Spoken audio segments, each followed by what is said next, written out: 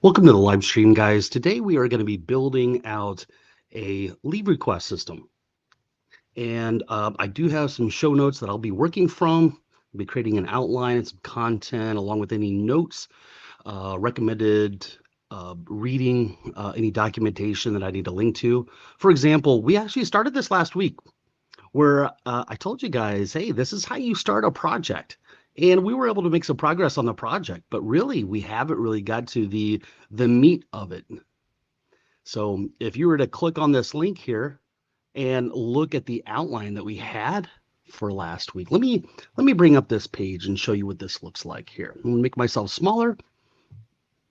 Okay, here are the notes from last week, and we went over planning the project, gathering the requirements. I think I'm gonna go with light mode on this. There we go. Sometimes light mode looks better. Um, so we talked about wireframes, user stories, identifying the minimal viable product, the smallest amount of the project that you can get done and out there where users can start using it and give you feedback. It really is the best way to start off a project. Get to that MVP, get something out there so they can start using. And we had a great looking ERD diagram. Okay, so let's actually take a look at the ERD diagram that we have out there. Okay, here we go. This is our ERD diagram. So we're going to keep track of staff and the requests. And they could take a holiday that's been approved, a holiday that a company organization observes. And then we've got request types, request statuses, what department they're from, all this good stuff here. Their balance, which is right here, the staff balance. And then we got balance policy. So if they've been there for 5 years, then maybe we want to give them more balance. Instead of 2 weeks of vacation, we give them 3 weeks of vacation or 9 weeks of vacation if we're really generous, right? All right. So where are we going to start from? Well, take a look at this, guys. We've been building out a new template. Some of you guys are familiar with my Jumpstart kit, which is nice and polished. I've been using that for years, but I started creating a new template here with a group of people here in the school community that I run. Let me just show you this real quick. You guys might find this pretty exciting. I know that I do. Okay, so I'm going to share this link here. I'll probably put it right here in the show notes. There we go. And I'll also put it over here in the chat. There we go. And this is a membership, but it's a very cheap and reasonable amount. Right now, it's just $25 a month. And you guys get access to an updated template almost every single week. Every Monday evening, 4 p.m. EST, we go for generally 2.5 hours and we build onto this thing. So if I go over to class, well, I didn't mean to click on that. I meant to click on classroom. And if you go, now you can always download the very latest version of this. It's always going to be at the bottom. We're now up to version 18 of this template. And if we go back over to school, we've got a running history of all the changes that we made to the template. So if you want to know how we implemented a new feature or how we went about building a component library or the different components that we'll use in our template, you can actually go through and see how we built it, but you also have access to the downloads. Okay. Now, if I go over to the community tab where people can post, ask questions and such. I got 3 pinned posts. Now, one of them here is the full feature list of the template. Okay. Now, let me tell you something. You could sign up for this community. You can cancel at any time. So for $25, you can get in here, download it. If you want to cancel your membership, you're not going to hurt my feelings. I'd rather you stick around and give me ideas for new features and you help me build the template from the standpoint of sort of collaborating with me, give me ideas for new features. So these are all the features that we've identified so far that we want to add into this template. And then whenever I build a new app like I am this morning, you're going to have all these features already in there. So I at least wanted to mention that. Okay, let you know what this template is.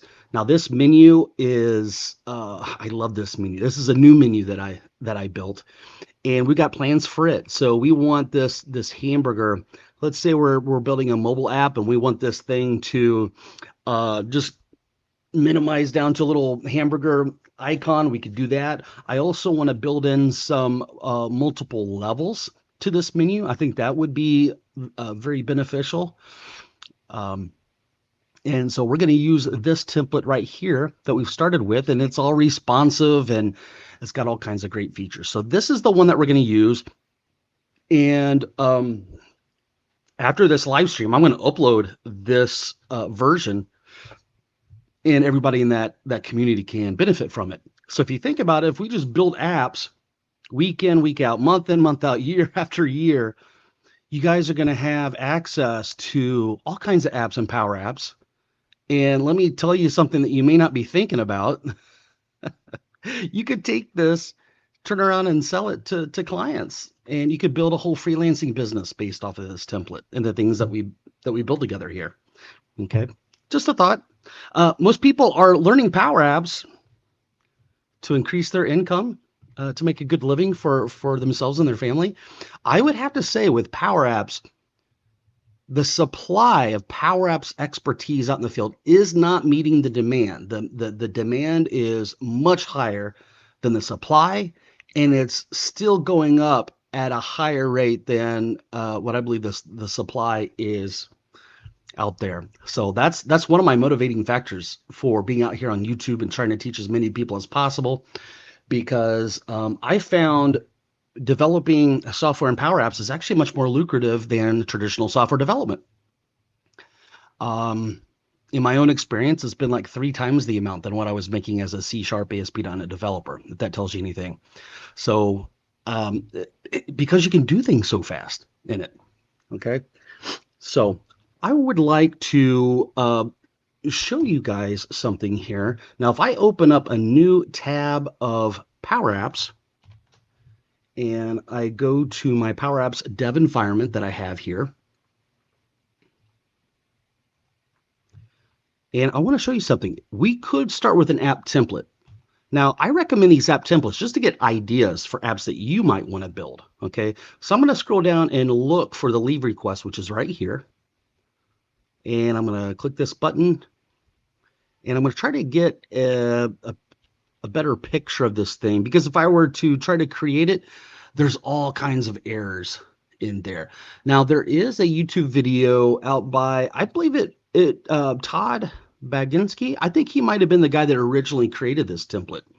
And I think it's a great template. It's just that it was done years ago, and Power Apps has changed. So if you try to use it, there's tons of errors in it, and it doesn't work. But I'd sort of like to create the application in the best way that I know how, but I'd like to take some inspiration from some of these screens because I think they look great. I think this is a great starting point for a leave request application. So I'm excited to build this with you guys, and so let's get started with this. I'm gonna move this off here. Actually, let's take a look and see if there are other screens that we might like here.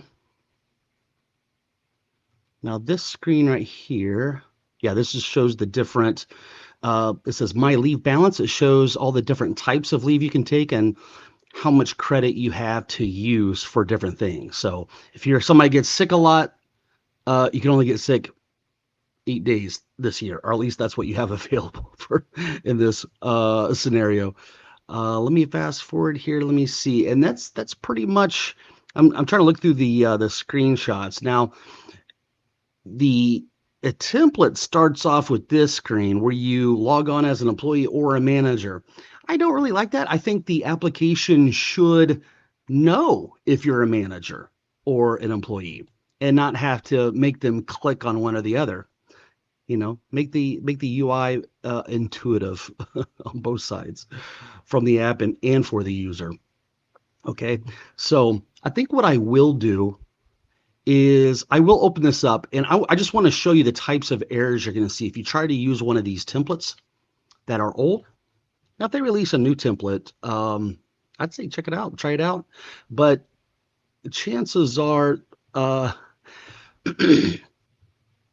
my experience with all these templates, whenever I look at somebody else's code base, now if I have to work with somebody's application that's already been started, I will work with it. But I like to use my templates, or as Kurt would say all the time, my bag of tricks. And so when you work with one of these templates, they'll say, hey, do you want to make this your own? And you always do want to click on that because it's going to create your data source, which is an Excel spreadsheet, which isn't the best, but you know, Excel spreadsheets are a very portable data source.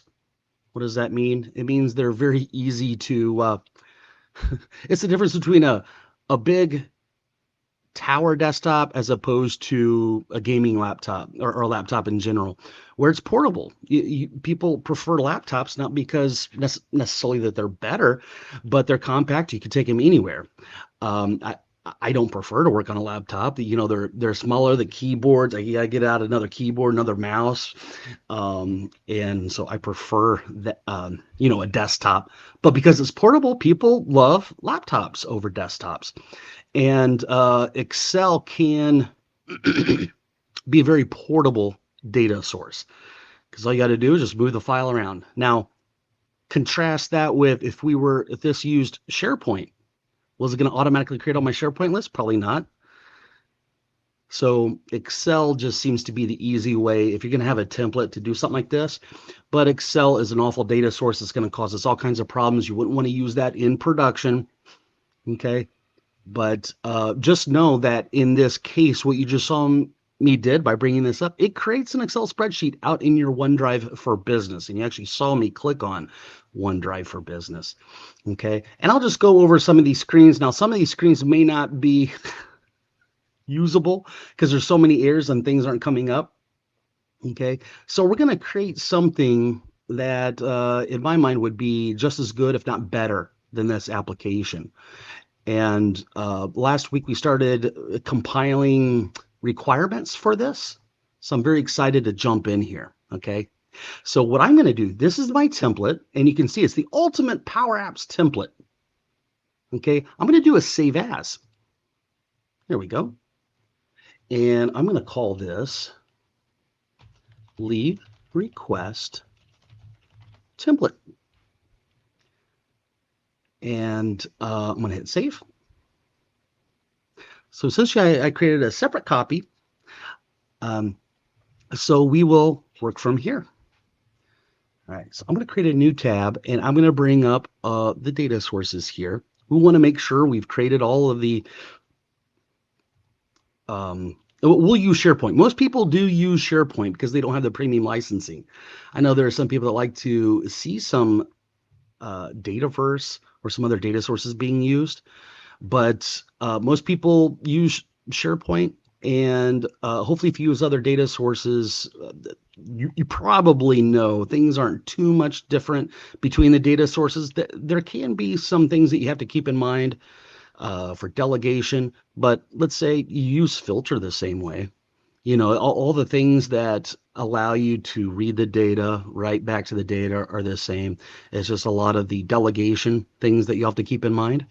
And sometimes creating the tables can be quite different, but a lot of times I try to make those distinctions a lot of times in these videos. Hey, if this was Dataverse, you could do this, or if you're in SQL Server, you could do this, or this is the way that you would do it in SQL Server if you had that. But okay, so these are our tables that I doubt that I've created all of these just yet. But what I will do, let me go back over here and let's see what we have in our SharePoint list. Okay, and I think I've got the SharePoint list over here. And we could create a fresh new one. If I was going to create a brand new site, I'd probably create a brand new SharePoint site to hold all the lists that will be used for it. So we could very well do that. Now this template, we've built this in a way so that it can dynamically create a SharePoint site, create a list and all the fields in it. Okay. So just know that we could quickly do this right here from the application. It's great. So I'm going to scroll down here and I'm going to look for a screen that I have. Create a new SharePoint site. Let me show you how cool and easy this is. Okay, so here I am, and I want to create a brand new site here. Let's call this Leave Request SharePoint. I like to have the word SharePoint in SharePoint sites, which may seem odd, but whenever you create a SharePoint site, a lot of times it creates security groups, or it creates a group for each of your sites. If you don't have that there, you might think, maybe within Outlook, you might see something like a leave request group. Is that a distribution list? Is that an Active Directory, or now it's called Intra security group? So I put SharePoint in there just to make things. Now you could just say site, but this is generally what I do unless there's some reason not to. And here this is. This is intended for, this is a great place perhaps to put a link to this note here. Okay, so what I'm going to do, I'm going to go out to Power Platform Links, go to Light Mode, and I'm going to show you, if you don't have the link, you can just go in here to Power Apps, and I'm going to go down to Sample Projects, and here's our leave requests, and this is the first page of this project here. Okay, so I'm going to grab this link, and I'm going to say link to this note. I'll just put that there. Okay. So this is going to be the URL for this new site that I'm about to create. So I've created a screen here that will facilitate or to help me create this site. If you guys haven't seen this, it's going to blow your mind. It still blows my mind. Because used to be go out here to SharePoint. Okay, now to create a site. Now I need to do this, and now I need to. This makes it so much faster and easier from Power Apps. If you can imagine that, things are actually faster in Power Apps sometimes. I'm going to click Create Site. Okay, and look at that. Look at what I did. It's right there. Okay, here are the site contents. Okay, it looks like I created one just last week because I see that there are 3 lists here already created. Okay, so that's what happened. I must have had logic in there that if it was already there, it's like, okay, this is your site here. Okay, very cool. Now, this is a screen where I can just type up all the names of the list that I want to create. Okay, so looking at this, department request staff.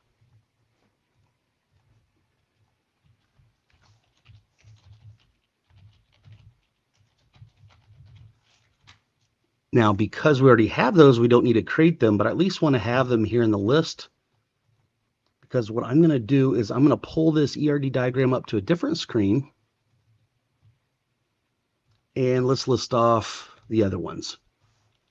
So we have holidays.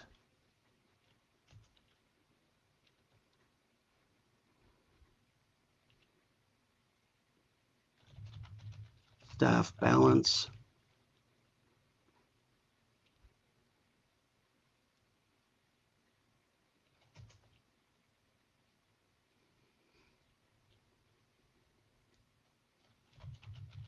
Staff department. Department. Balance. Policy. And these first 3 are already there. So I'm going to hit Control A, Control C. And I usually have Notepad++ off to the side that I can copy and paste things from. It comes in handy. Or VS Code. VS Code is very handy as well. Okay. So because we have these first three lists, I'm going to take those out. And you guys see how quick and easy this tool is that we have inside the template. You might fall in love with it as much as I have. So these are the other tables. I'm going to click on this button. Let's see what happens. Well, that's not good. Now you see this URL up here. Let's zoom in on this. You see that it doesn't have a really valid URL there. So guys, experience is what you get when you don't get what you want. So whenever you experience errors, that's how you grow as a software developer. Okay, so we've got, let's go look at this button here, which is the one that I clicked on. Now, what does this do? We get a local variable with all the lists to create. So we go through this and we're creating a collection, looks like.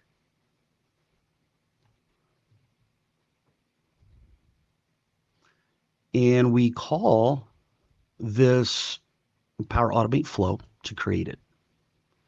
Now, this drop-down list, okay, so that URL needs to be updated. So there's a drop-down list right here. Let's see why this is not, is this populated with anything yet? Let's see what's in here. We have a site list with nothing in it, which is odd. And I typically will populate a collection like that in the onVisible property here.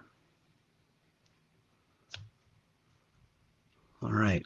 I do have something in @formulas called FX SharePoint setting root site URL. So let's look at that just for a moment and make sure that that is all good.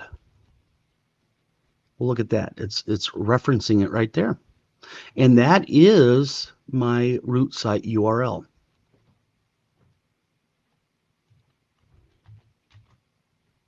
So I'm going to go back here. Okay, that should be good. And what was the result? It looks like we got an error from that. Okay, well, oh, these are not connected for some reason. Look at that. Well, that would make sense. All right, let's go look. Let's go over to Power Automate and see if they're actually in here in this environment. Now, yesterday, Friday afternoon, we had a workshop where we focused on creating solution packages, but we also did some Power Platform deployment pipelines, which was very interesting. And let me make sure I'm in my own environment. Here we go, Darren Dev. And I'm going to click on my flows. And they should all be here. And they are. Okay. All right. So because these are not connected, let me hit refresh and see what happens here. And if they don't come in, this is going to be an easy fix. I'm just going to remove all of these from the app and then re-add them. So let's add a flow. There we go. Field create.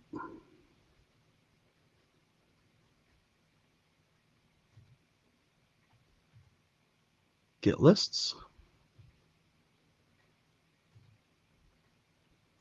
List create.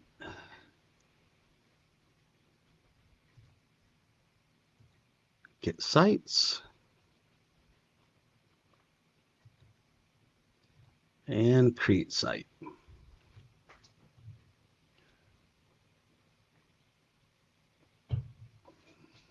Okay. There we go. Now, I'm going to go back to the previous screen and this button right here, if we take a look at this, it runs a flow that creates a site. And then over here, we navigate away to the next screen. And then this one will just navigate. So in this case, the site's already created. I just want to go to the next screen. I'm going to say create lists. Okay. Now you see the champagne bubbles at the top. Look at this. Now we are getting all of our sites. So now everything's working much better. All right. So I'm going to go look for leave request. There we go. And now we still need to create these lists. So let's see if it'll work this time. Create the lists. I'm sort of curious what is going on over here. I need to sort of clean some of these things up. So I'm just going to create click on the button here and let's see what happens.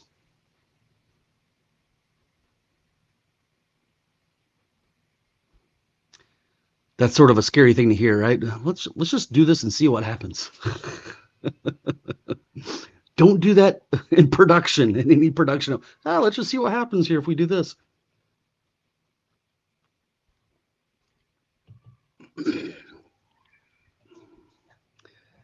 All right. Now, I'll give you guys a little bit of advice while we're waiting for all these lists to be created as these champagne bubbles are going.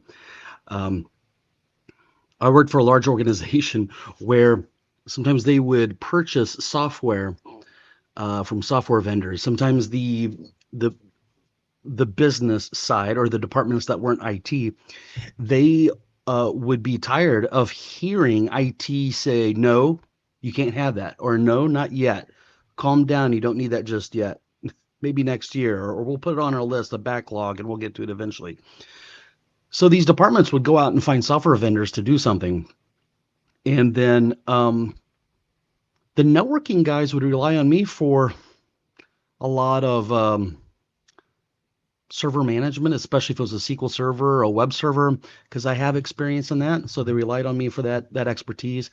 And there was a developer from another company that wrote the software, and it was all written in different technologies.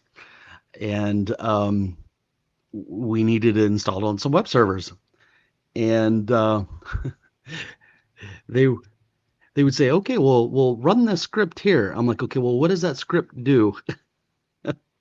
Well, it sets things up. It creates a database and sets up permissions. And I'm like, okay, well, I need to see that code because if something goes wrong and an employer or a boss or an executive is trusting you and something goes wrong, it's going to make you look bad.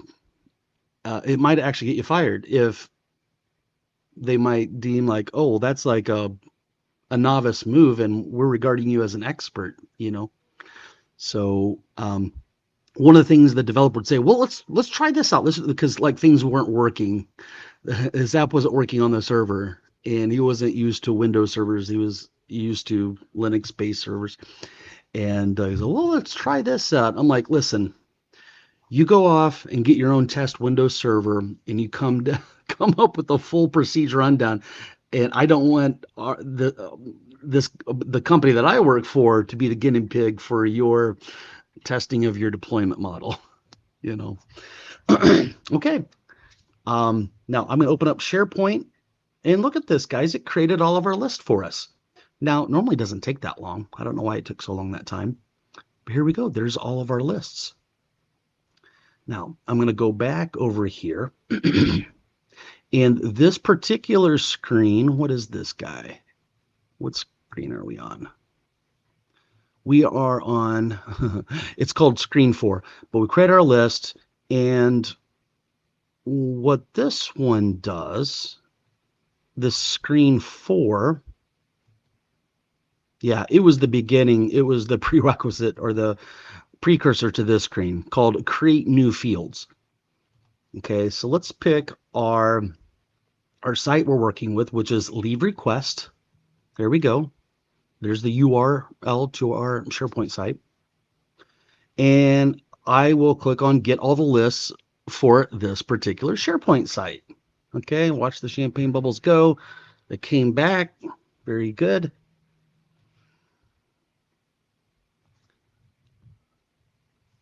Everybody likes to call me when I'm on a live stream. I'm in a meeting. Okay, so here we go. Here's all of our all of our lists, all our database tables. Okay, so let's look at request, because that is the main guts of our application. And I think that we did go through here and create all of the fields that we needed just last week.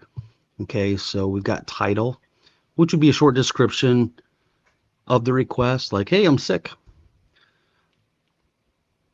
Requester's email details, which would be multiple lines of text if they wanted to put in the text from the doctor's note or something. There's a lot more details. Hey, I'm going on vacation, and here's more information on that. Start date, end date, the request type. Is it holiday, vacation, sick day? Whoever should be the person who approves that would go into that field. I'm going to zoom up here so you guys can see this better. The status, is it pending? Is it approved? Is it denied? Is the request retracted? And then we've got notes. So the notes would be for the manager if they wanted to say, okay, you can go on vacation, but instead of 2 weeks, it really needs to be 1 week. And that is the end of that table. And I've got all the fields in there that I wanted. Now, let's go take a look at the ERD diagram. Now, the request type and the request status, these two things right here, instead of these being database tables, there's just a few items that would be in each of these. And I doubt they would change very often, and they may not change at all. Okay. So in that case, what I like to do is put those in app.formula or formulas as a collection rather than having a database table for those. Okay, so that's done. I'm going to go back to site contents. And let's go here. So we've got request.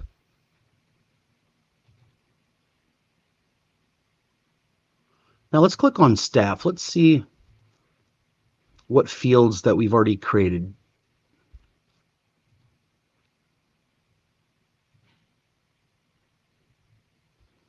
Okay, we really don't have very much of anything right now. So let's create all the fields that we will need. So in the staff table, let's put in here department ID.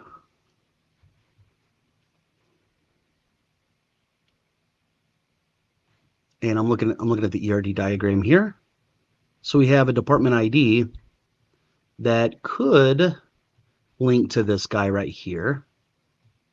But we created a many-to-many relationship just in case you work for a special organization where a person could be in multiple departments. So we could have a main department ID, but if they're part of other departments, that data would be stored in this junction table with a staff ID and a department ID. And it sort of serves as a really good example of a many-to-many relationship between staff and department. Okay, I'm going to pull this back up here. So this will be numeric. I typically don't set up my fields to be required. I'm going to click Add Field. Okay, is that it? Did it create it? I'm going to refresh the screen here.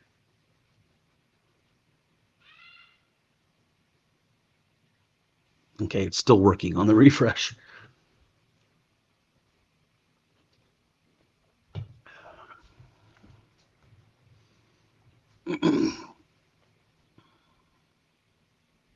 Still working. Okay. There we go. There's department ID. It's a number. Okay. Now the next thing we'll do is set up is manager. This will be set up as a yes, no Boolean. Add the field. And you notice what it's doing here. It's actually adding the columns over here in this text box, which is nice. And we'll go over here and we'll refresh this. There is the is manager.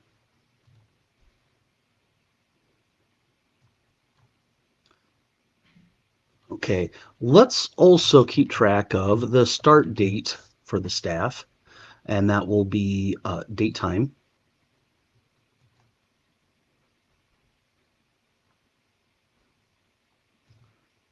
Now, something I would like to do, if I go over to, I've got the Ultimate Power Apps template here, and I believe I set up an app user, and this is going to have fields that I really like to have in every app. So let's go to list settings here, and you'll see that we've got all kinds, we have a lot of more stuff that we can add. So I would like to add this. Okay. Now, why would I like to add that? Why are we doing that, Darren? Well, let me show you. So a part of this template that we have in here is if somebody starts to use the app and they haven't used it before, maybe they're coming in for the first time, I've got this screen here. Look at this. It allows a user to update their intra information, their job title, department. Sometimes these things are automatically populated for the user by the admin. But a lot of times their photo is not. And I could go in here and set up, let's see if Nicole is in here. Yeah, there's Nicole. I'll set her up as my boss. I wonder if I can update that here. I don't know if the connector allows us to update our manager. And okay, it looks like it did. All right.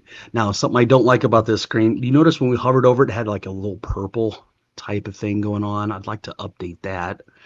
And that is the hover color. Now, within this template, we do have an FX theme, app theme, dot. We have a primary. And then we could go, it's a 15, 20, 50. So these are different fades of the color. And you see it's a nice light blue. Okay, so if I run that, see how it used to be purple? If I do it right here, see how it's nice and a light blue. I like that.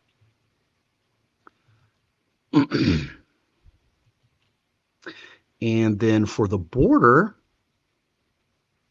let's take a look at that. That is set up right, but the hover color is not. So I'm going to copy that, go over here, and let's go with like a primary 15. Now that almost looks gray. Let's try, yeah, 25. Okay, that's dark. Okay. Very nice. Let me change that really quick. I'll take that color there and I'll select all of these. And I'll go over to hover color, get those updated.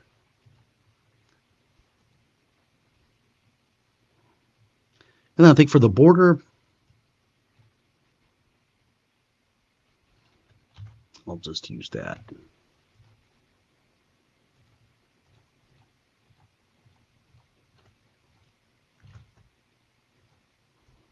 Okay. Now let's check to see, is there anything weird about the hover on the combo box? Doesn't look like it. Okay. Okay, that looks better. All right. So if we're going to use some of the features in the template, we almost need to have these other fields in there. Okay. And to be honest, I really do like app user, but they could be staff. Let's see here.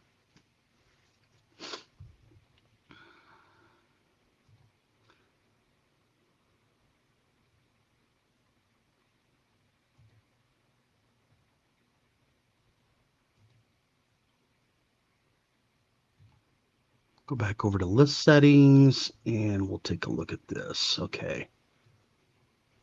So we have is manager. I'm going to drag this field listing up here to this other screen so I can look at it easily here. Okay, I'm going to go back down to the screen that allows me to create all these new fields. Okay, so we have start date.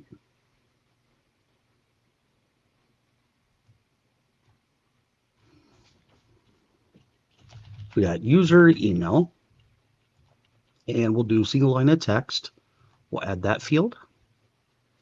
And then after that, we will have, I do like to have an alternate email.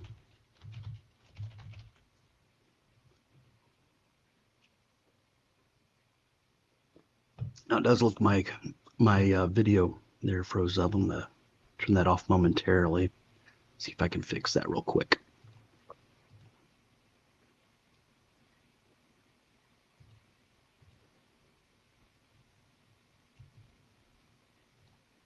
Yeah, there we go. Very good. So we have an alternate email. I'm going to click on this button here, and it should create that just fine. And let's put in their first name. Click the button, add field. And it's always good to go over here and do a refresh, make sure everything's being created properly.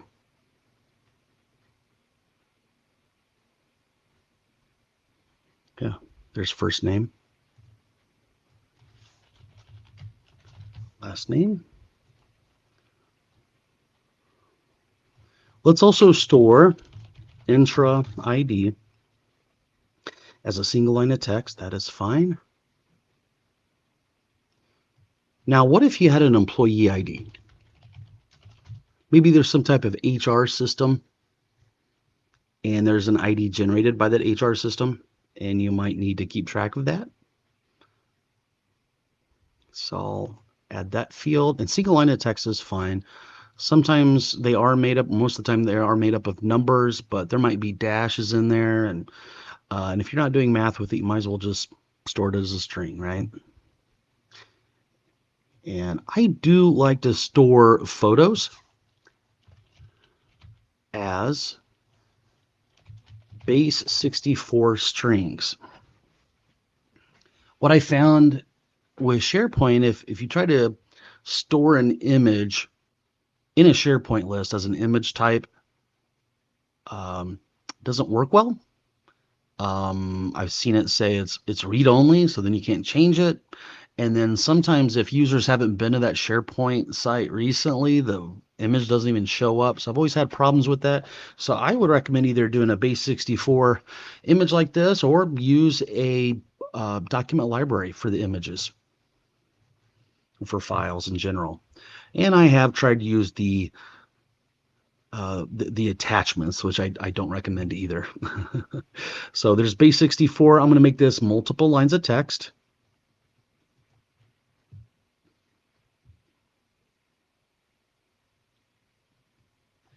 And we'll say HR notes as multiple lines of text. Very good. Now, what about if we had IT type of notes? Well, we could have that. And perhaps we would require each staff member to have their own PIN, sort of like a password, but not really. It's a personal identification number. And we would store that in single line of text.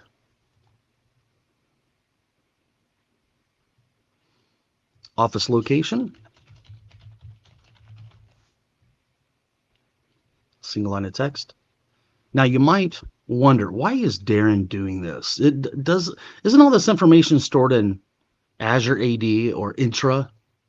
In a lot of cases it is, but it's not accessible in a nice tabular format. So if you got a gallery listing of all your staff members, and let's say there are a few hundred or 1,000 or two, do you really want to go off and hit the Office 365 users connector for every single person all at once for one user just looking at the list? And I think that is a rhetorical question, and the answer is no. So that's why. Bad Nick. How you doing, Bad Nick? I got a hello from Chandra. Chandra. How you doing? Thanks for joining me this morning, guys. I appreciate it. Okay, so we got office location. What other types of things should we do here? Well, we could hold department as single line of text, even though in our app we do have a department table.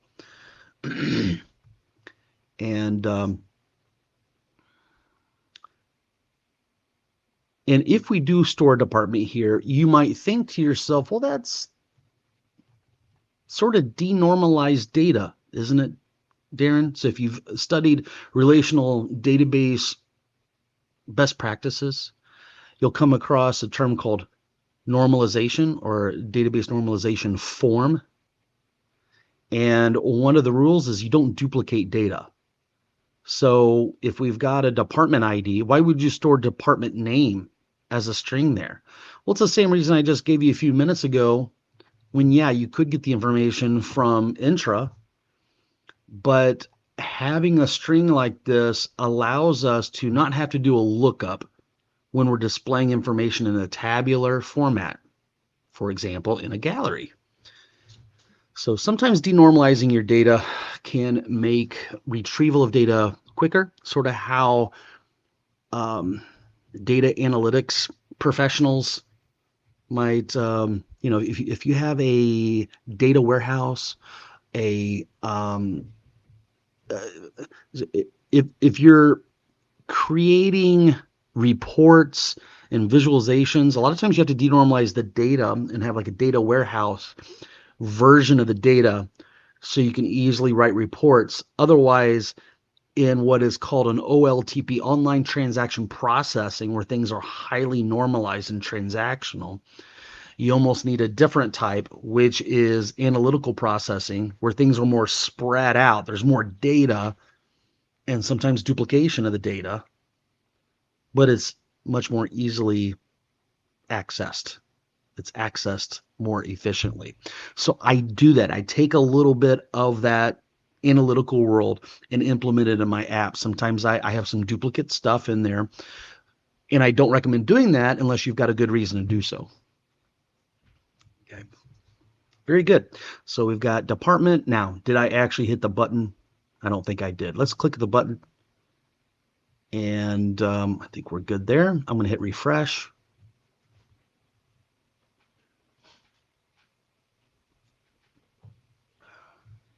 Okay. So you notice we do have a department ID and we do have a department down here. Okay. All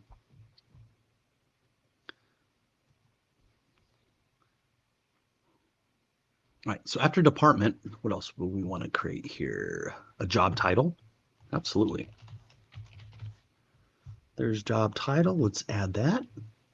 Single line of text. Something else I like to create, this might seem a little weird.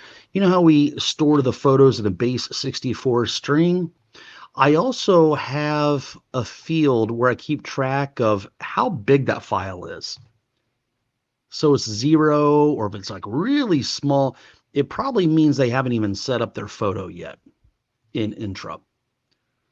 So you might want to know that for some reason. So I'm going to add that field there. And then we do have manager email, single line of text.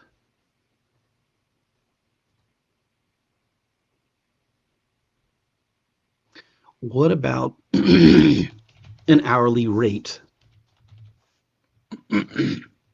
Let's say people work per hour. Put their salary information in here. You can set up however you want, but in this case, I'm just going to put hourly rate.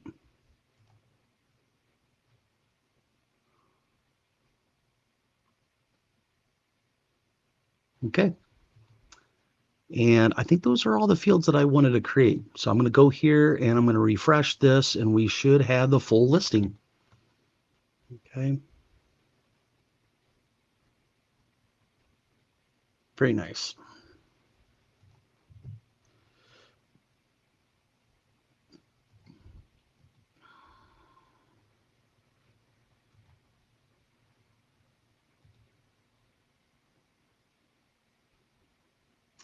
right, let's go into the holidays. So let's go into settings here and let's see all the fields have been set up. Created, modified, and title. Doesn't look like much is set up there.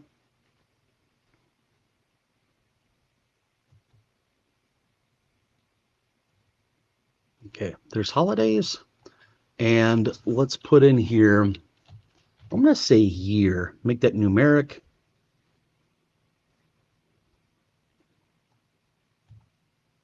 After the year, let's also put when.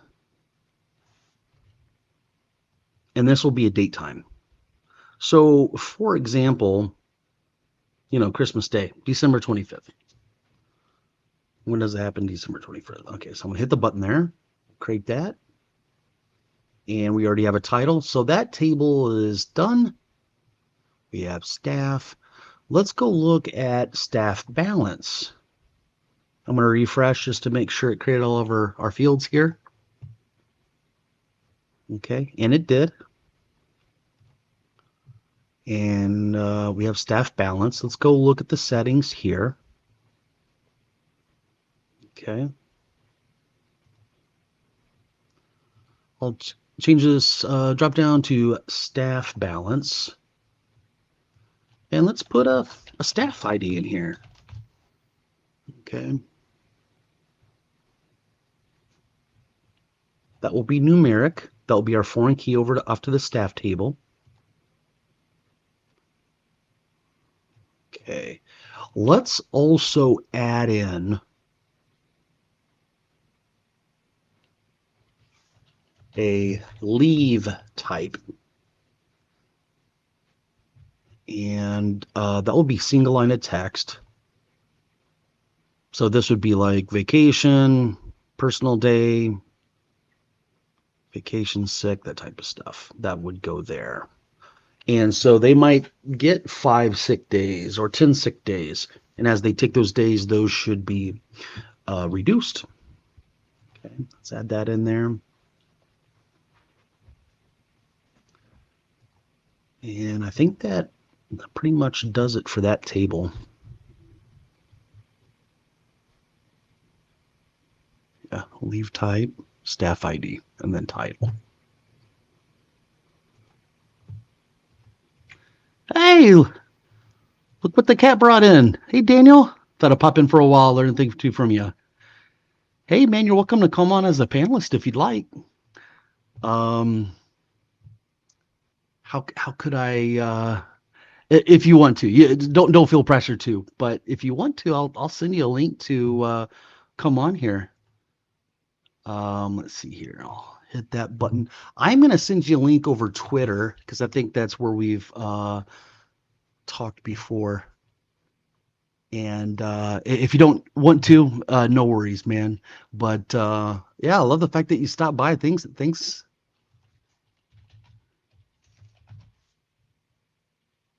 Let's see. There you are.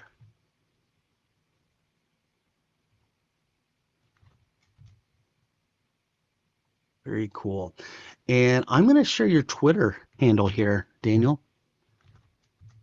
So you guys probably already know who Daniel Christian is, but he's probably been an MVP longer than I've known Power Apps and most stuff. How many years have you been an MVP, Daniel? Been out there for a while. Yeah. Maybe next time. Yeah. Yeah, I understand. Um,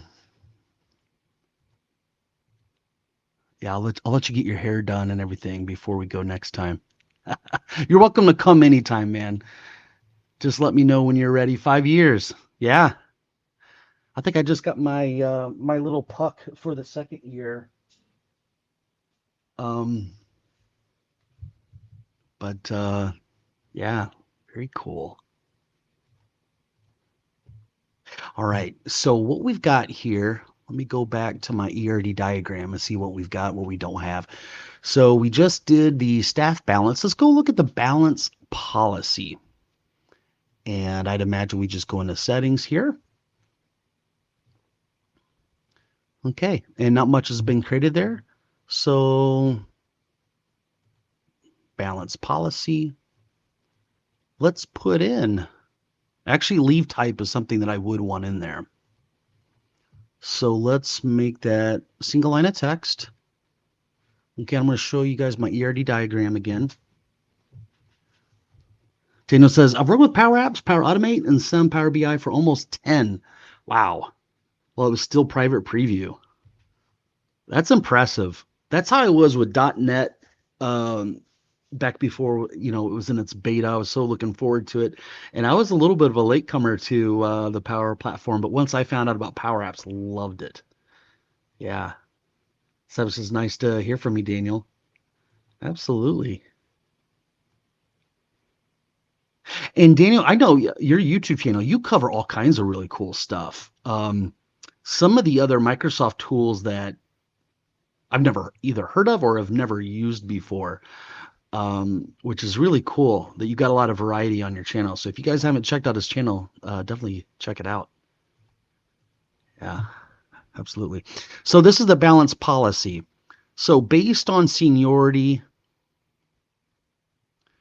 and this could be like years of service, they would get, let's say, 3 years of vacation or 2 weeks of sick time, and we would all keep track of the policy there. Okay. And all right, let's go back to our app here. So we do have leave type. I think that's been created.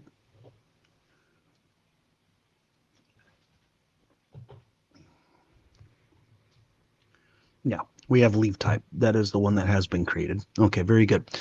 Now we need the year in question, which I'll make a number. And let's say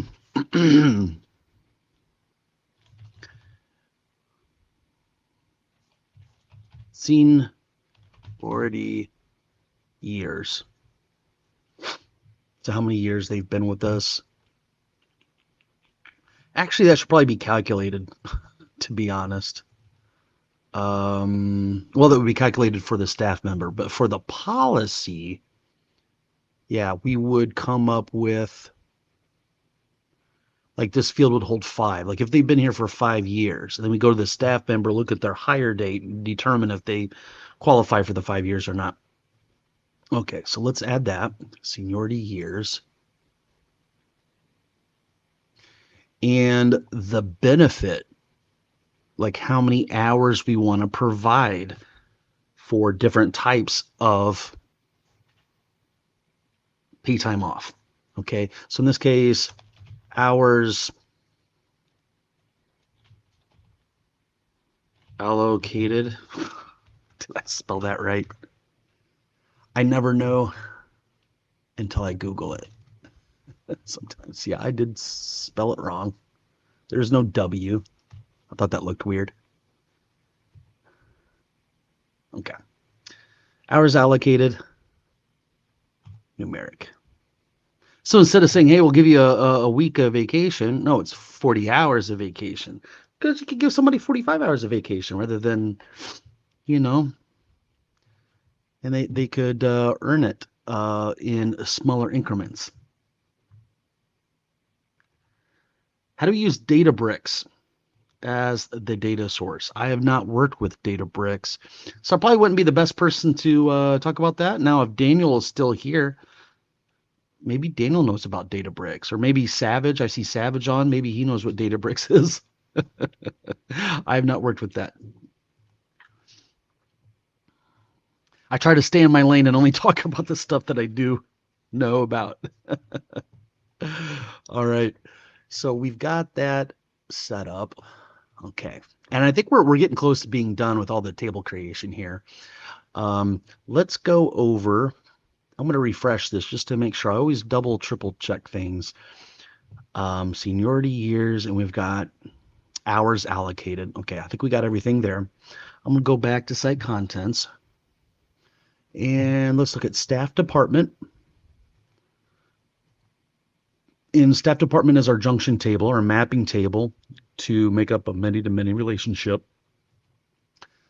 So here we got staff department, and what we need here is a staff ID, and that will be numeric. And then we also need a department ID.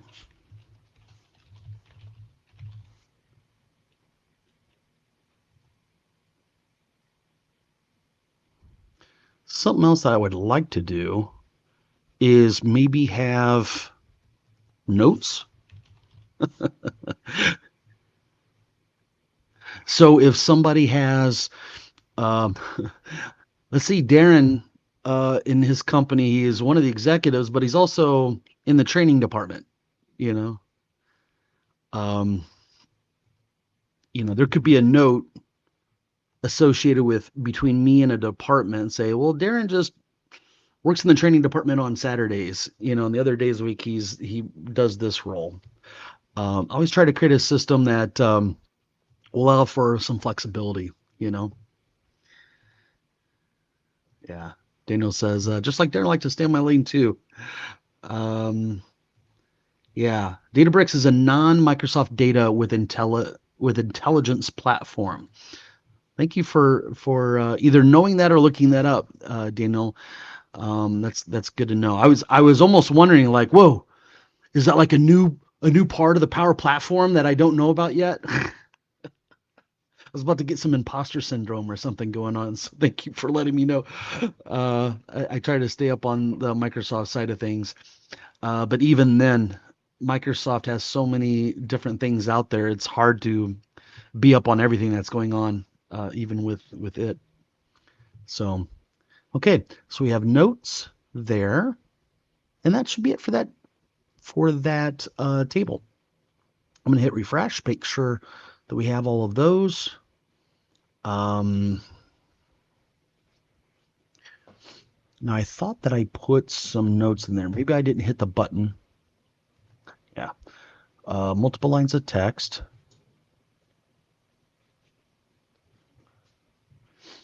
Very good. And guys, I do have a request for you guys, if you don't mind. Out of this, a comment or even a like really helps the channel, and lets people like you know this is good content. Much appreciated. Very nice. All right, I'm going to go back to site contents, and let's go look at the state of our department list.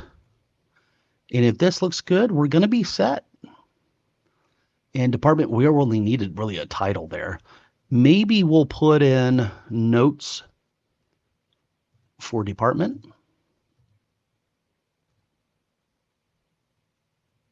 Okay. So we should have all those set up.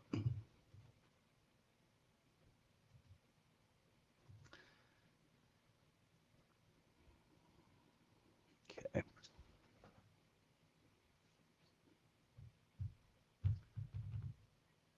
Now this template,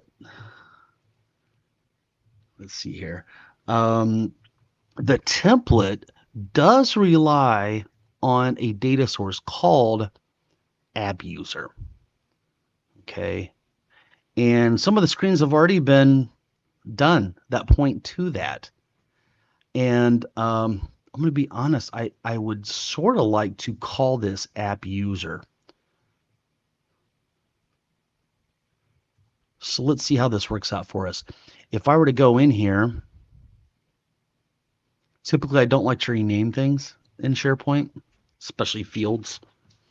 But let's see how this does here. We'll say app user. I'm going to save that. And then over here, I'm going to remove that. And then I'm going to add all of these lists that we created here.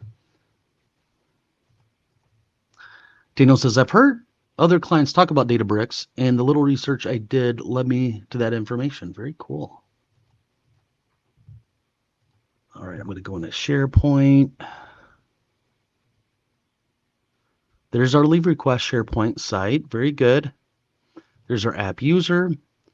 Yep, all these things. These are all of our tables. Okay. Those are coming up. I'm going to show you guys this again. Realize that request status, request type, we're not going to create tables for these two. These are just going to be collections, in-memory collections in our app. And the rest of these are tables. 1, 2, 3, 4, 5, 6, 7. So we should have 7 tables. Is that true? 1, 2, 3, 4, 5, 6, 7. That's true. Okay. I am going to try to open up the project that we started on last week, because I think we already have those collections already done up.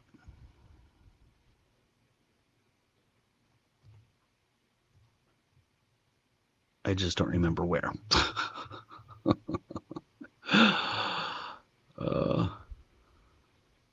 I need a Power Apps app, or maybe a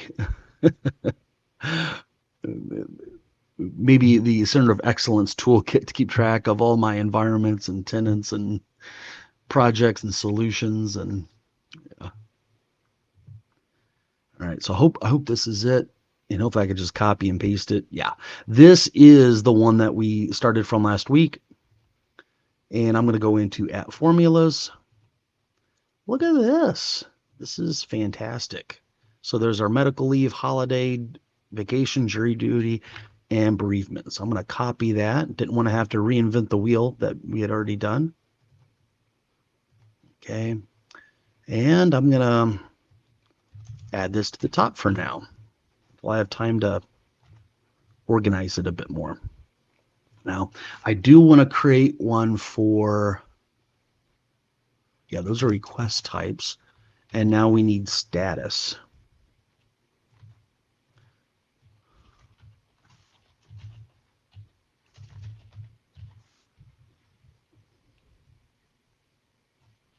So we'll have pending, approved, denied,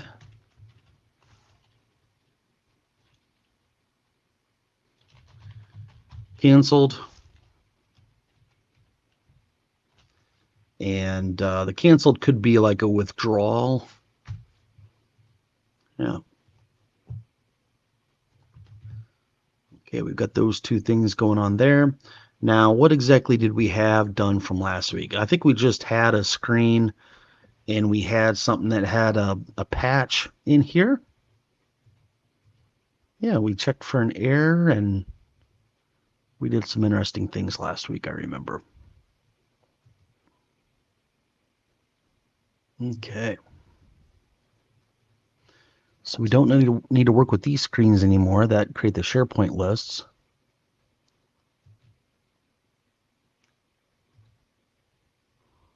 All right.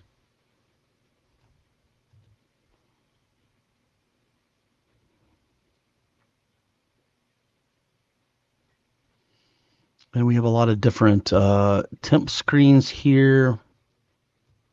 We have some screens that are responsive, some that aren't by design.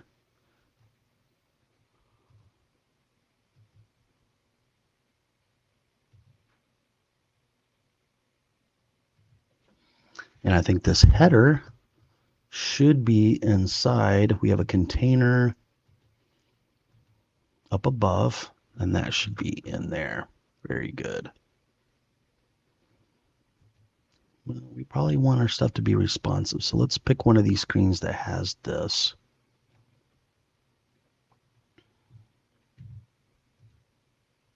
Over here in this application, here's the home screen. Let's look at how this is all set up here. And gee whiz, we got all kinds of problems here.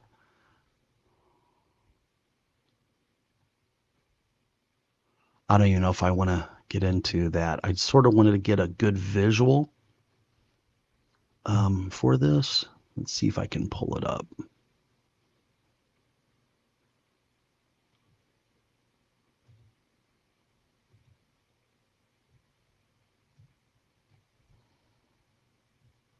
Okay, if we look at this leave request application, this is the the menu. We got my leave requests, my leave balance, company holidays, and about.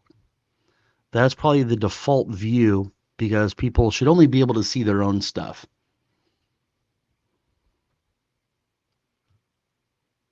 Okay.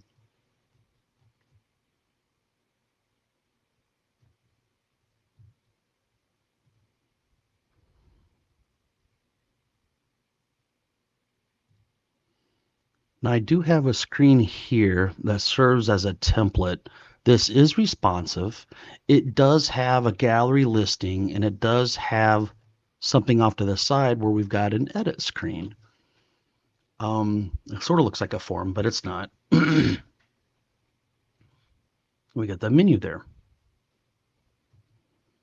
Okay.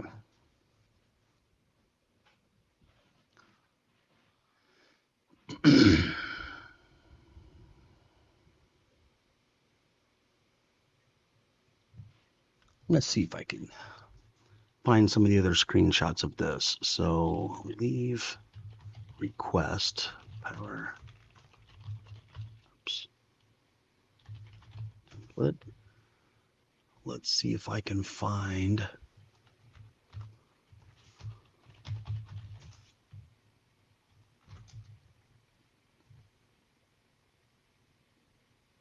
Yeah, some images here.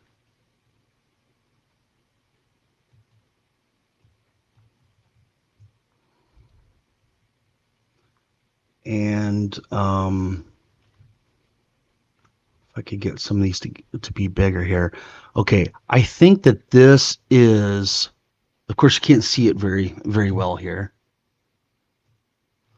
But here's a screenshot of it where we have a listing of all of the requests that we've made, and then off the side we've got the request details. Okay, sort of like that.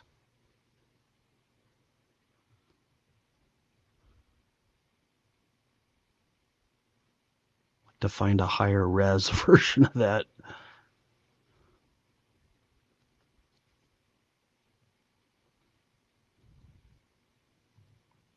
Okay, here's Microsoft documentation on the templates, it looks like. And it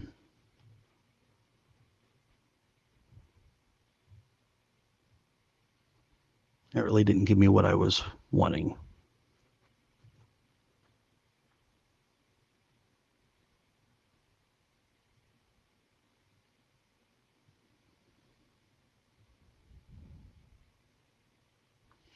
Okay.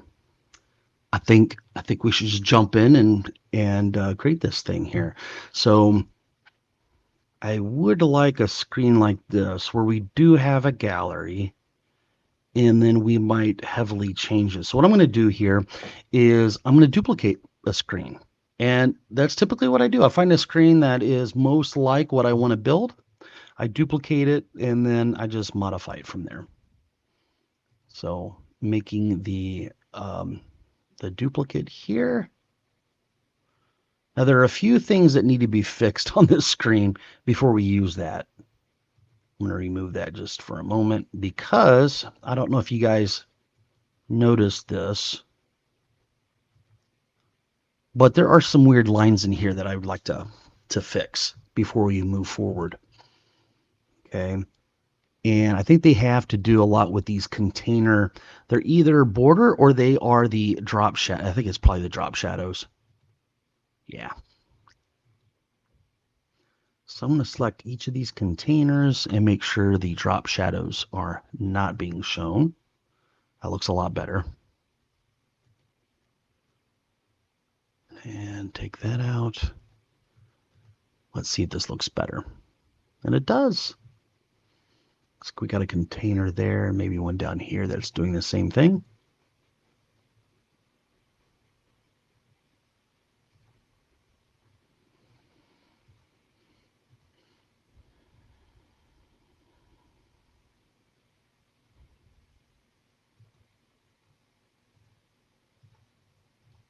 All right, so we'll run it. Now, does this looks a little odd now. It's like it, It's not quite consistent, the gutter there. All right, Max Garcia, super chat. 1000 AR. Hi, Darren. Regards from Argentina. I want to thank you for all your systems. They help me to improve my work and get a few freelance jobs. Awesome. Glad to hear that. Now, I don't know what ARS is, but I'm just going to assume that's like USD. So thanks for the $1,000. Hopefully, I'll be able to take my wife out for dinner. Uh, thanks so much. I appreciate it. Very grateful for you guys. You know, if it wasn't for you guys and your interest in what I do with Power Apps, you know, I wouldn't be able to do all this. So I have a lot of gratitude for you guys. So I just want you guys to know it's mutual. Without you, there is no me out here doing Power App stuff, you know? So I appreciate you guys. So, all right, let's see if we can fix this. I'm a little bit of a stickler on visuals for some reason. I don't know why I am the way I am. Okay, so we have a container here, and I do find sometimes these responsive containers a little challenging. Okay, so we've got padding 20 all the way around. Now, if I click on this container here, I should probably have something in here, at least 10. Let's see what that looks like. Okay, that does look it's right on. Okay. Yeah. Hey, thanks for dropping by, Daniel. I appreciate it. It's good to see you. Yeah.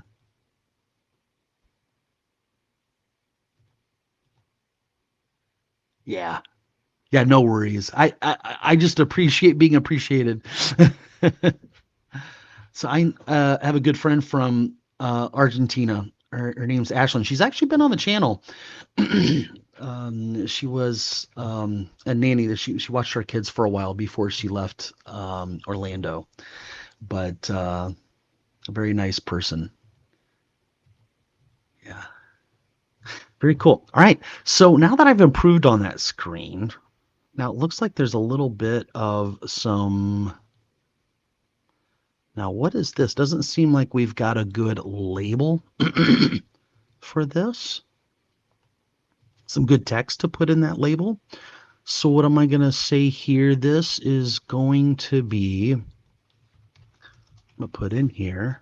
Oh, yeah. Search for user. Let's uncomment this out and see what's going on. Search for user. Okay, I'm going to leave that the way it is, but at least have something there. There we go. Now it doesn't look so odd. And the question is, should these be black? Okay, it says app theme colors. Is this app theme colors as well? Yeah, we want to use our own. So this should be, and I don't think I can select more than one control that are in different containers. This should be FX app theme. Let's try primary. Let's see. No, that's not really dark enough, is it? Primary 25.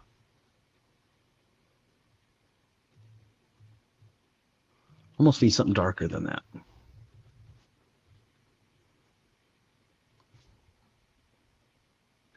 Now the background of this, if we look at our color, primary 75. Okay.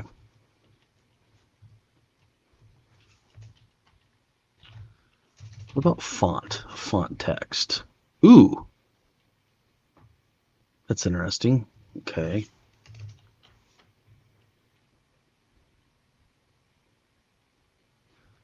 Primary 50. No. 75. The higher up in the number we go, the lighter it goes. I think 15 is almost black. Yeah, let's go with that.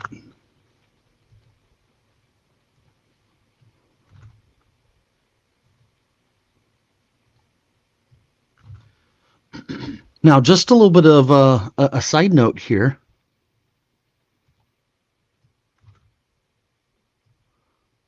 is you notice that I'm sure if you really like Power Apps, you probably have checked out the modern controls, and perhaps some of you like really like the modern controls, which of course comes along with it, these themes. Now, we're not really using these themes, so anytime I see something that references that, I always like to replace it with our own system because in my own humble professional opinion is that we've got a theming system that's actually better. Okay, so if I run this, this is our color theme that we have here. Of course, the menu isn't acting right. Need to fix that. But this is just a little test screen. And we got two themes that have been defined so far. We have a dark theme. Isn't that cool? Now, what does that dark theme look over there on that screen we were just working on? Let's go take a look at that. Okay, that sort of shows me that there's a few things that I need to update here. Okay, very good. But you can see where we're going with the theming. It looks like my video is doing some weird stuff again. I want to change over to a different web camera for a moment there, and then we'll switch back. And there we go. Very good. Okay. Back to the screen that we're working on. Okay, this is looking good. Now that I've got it looking just the way I want, I'm going to duplicate it.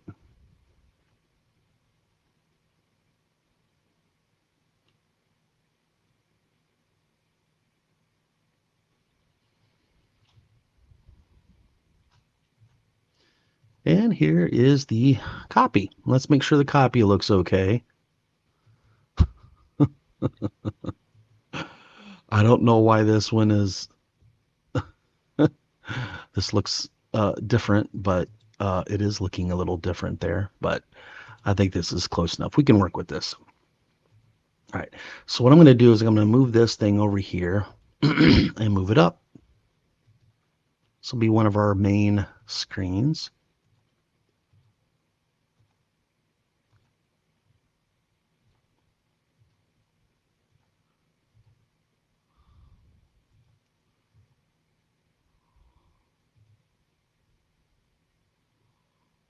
Okay. And I might actually have this be the home screen. Because if you look at our home screen right now, look at this. We don't have anything there. So we can end up making this, that the home screen. And it will also be the my leave requests. Okay, so I'm going to go over here and I'm going to call this my leave requests. Very good. Now, if we want to make this, the home screen, we'll need to go to app in the loading screen. And what we have here, we've created this loading screen to sort of replace the whole app on start. And I just get the feeling from Microsoft they don't want us using the app on start unless absolutely necessary. I'm trying to move as many things over here as possible, and I would recommend you guys doing the same thing. Now I do have a timer here that I believe is responsible for moving it on to what the home screen is. Okay, we go through and we add all these things. Okay. And then over here, we've got a button looking for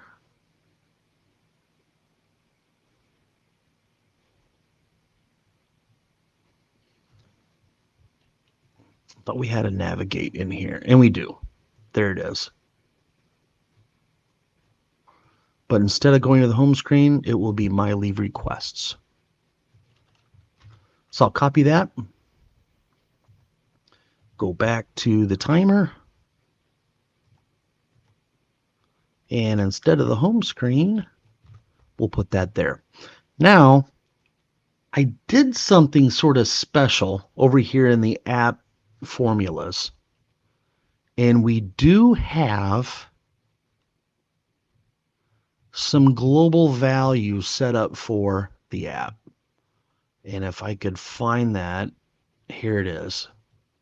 Do you see how we've got a start screen? So instead of like hard coding what the home screen is, let me paste that in there. Here we go. So now all we have to do, I think I'm going to indent some of this over here to make it look more manageable. There we go.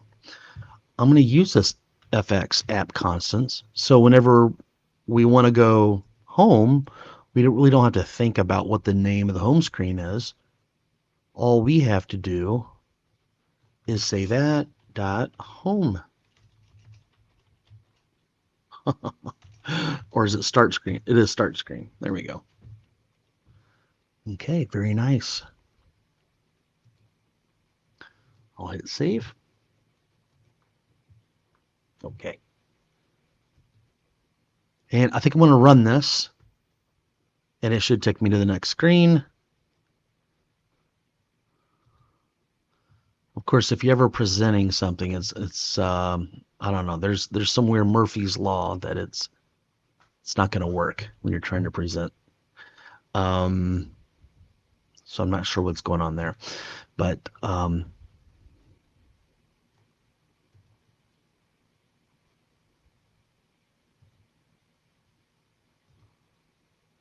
okay, I do see some champagne bubbles going there.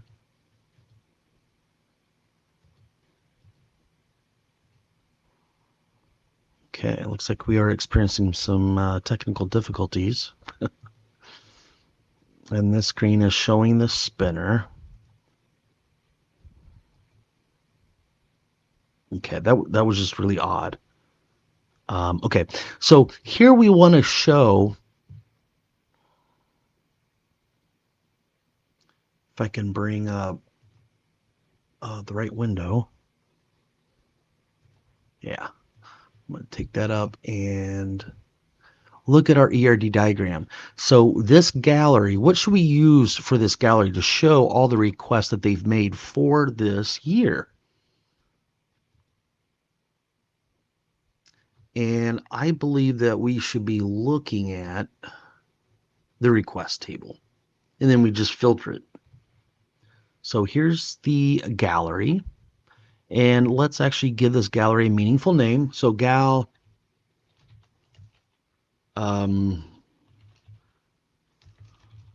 requests, leave requests. All right, there we go. And then for the data source,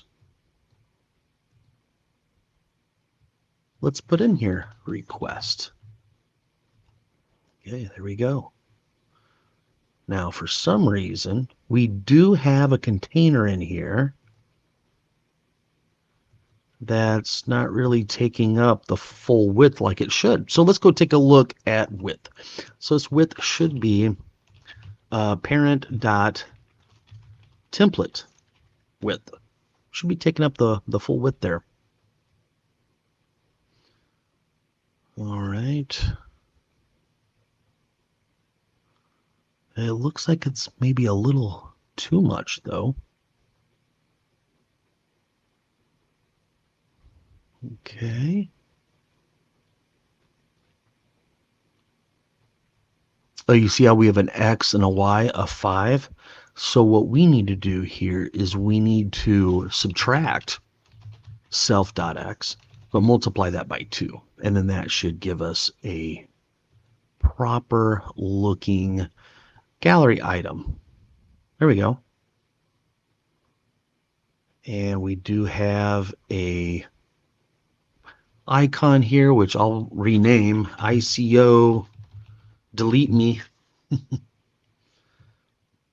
What else do we have? There's an image and here's a label.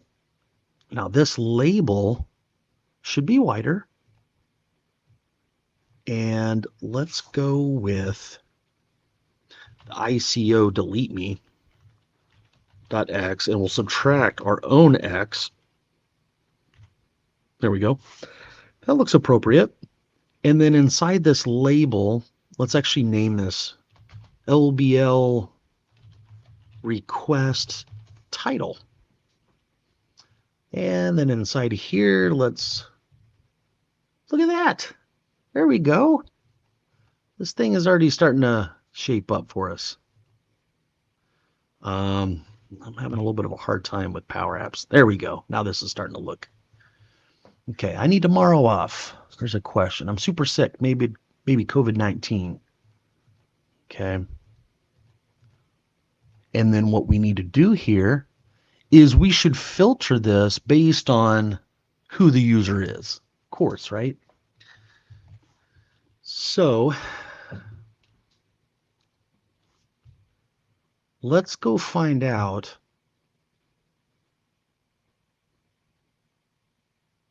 our staff ID. So up here in apps, we have formulas. Now, do we have anything in here for current user? I don't see that. What about app user?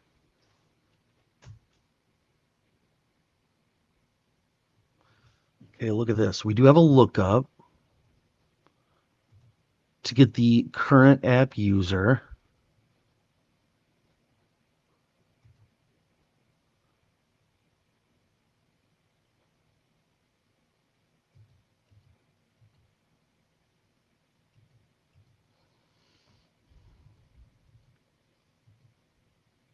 Okay, I think that we should put it right here. FX current user. And this is going to be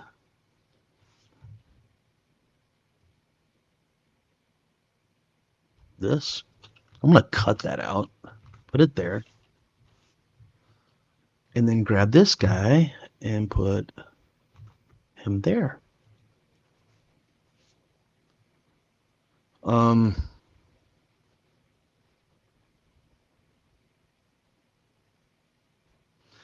Now the only problem with that, I'll put that back in there. Control Z, there we go. Copy that. Instead of FX app users, I want to look at app user. There we go. That's what I was trying to do.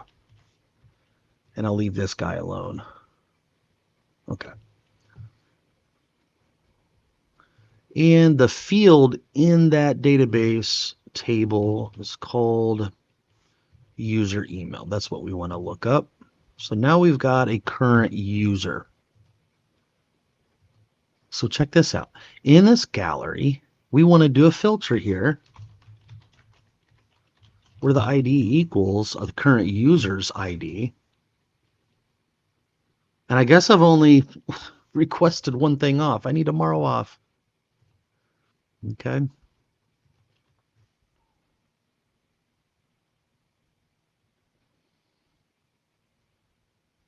Okay. Now I think what we'll do is, and Dan says hi. Hey, how you doing, Dan? It's sort of like a thing off here to the side showing the details. Let's see how I want to do this.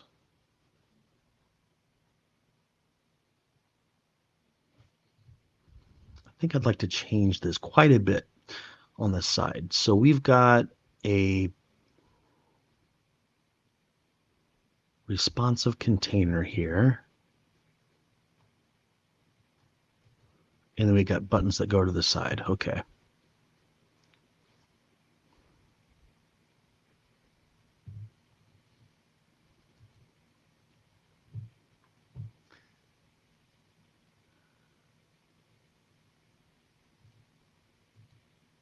And this is a combo box. I don't think I really need a combo box there. I'm going to take that out.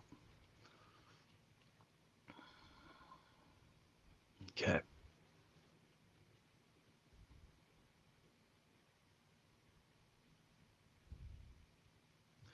I think I will want a label and a text entry. And I believe we are using, if I'm not mistaken, yeah, we are using the modern text entries, which people do like. People do like how nice those modern controls look. And the first thing I want to do is I think I'd like them to pick what type of request off they're going to do. I'm actually going to take that text box out of there.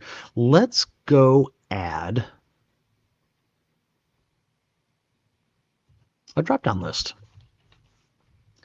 And we will do a modern drop-down list. Okay. And what is the width here? How do we get the width? This is the dynamic width. That will look nice.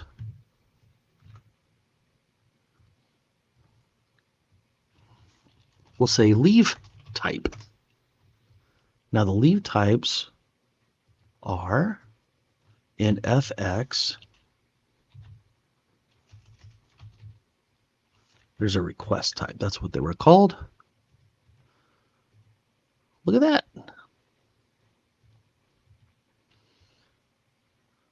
And we may want those sorted alphabetically, perhaps.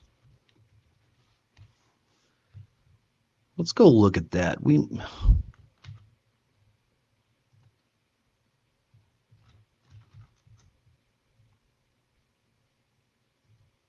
I almost want to sort it by default inside of here. So H,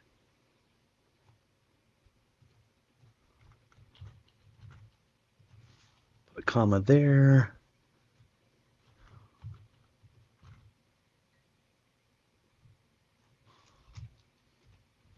There we go. Now they're sorted. Pending, approved, denied, canceled. That is the order. I don't care about the alphabetical order there for the statuses, but this is the natural progression. Either pending, approved, denied, canceled. Okay. So we've got that. And what type of, I almost don't want any left padding in here for these labels. So I'm going to take that out.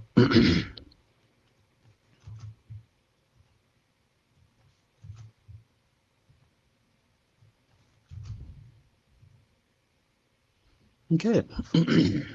The next thing I would want to have in here is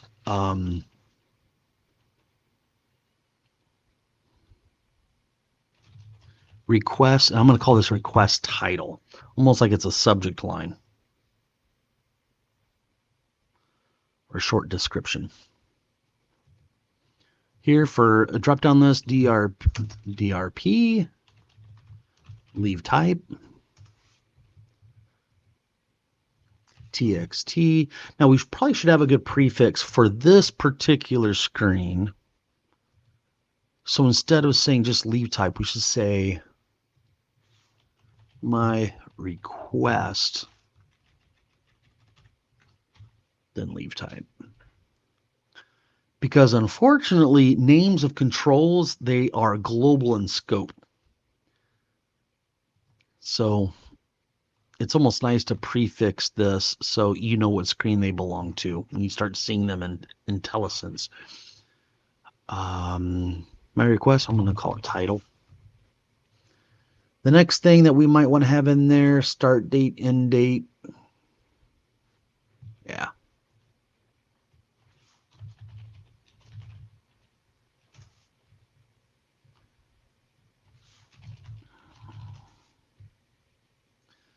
And these controls will have these be the modern date picker.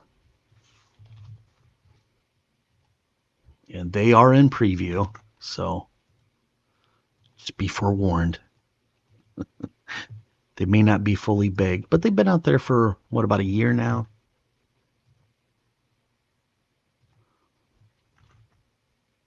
Okay. Now, did I paste that in the same? Okay, I'm going to copy that control, paste it there. There we go. Start date, end date. What's the next thing that we would want to put in here? Probably notes. Yeah, probably notes.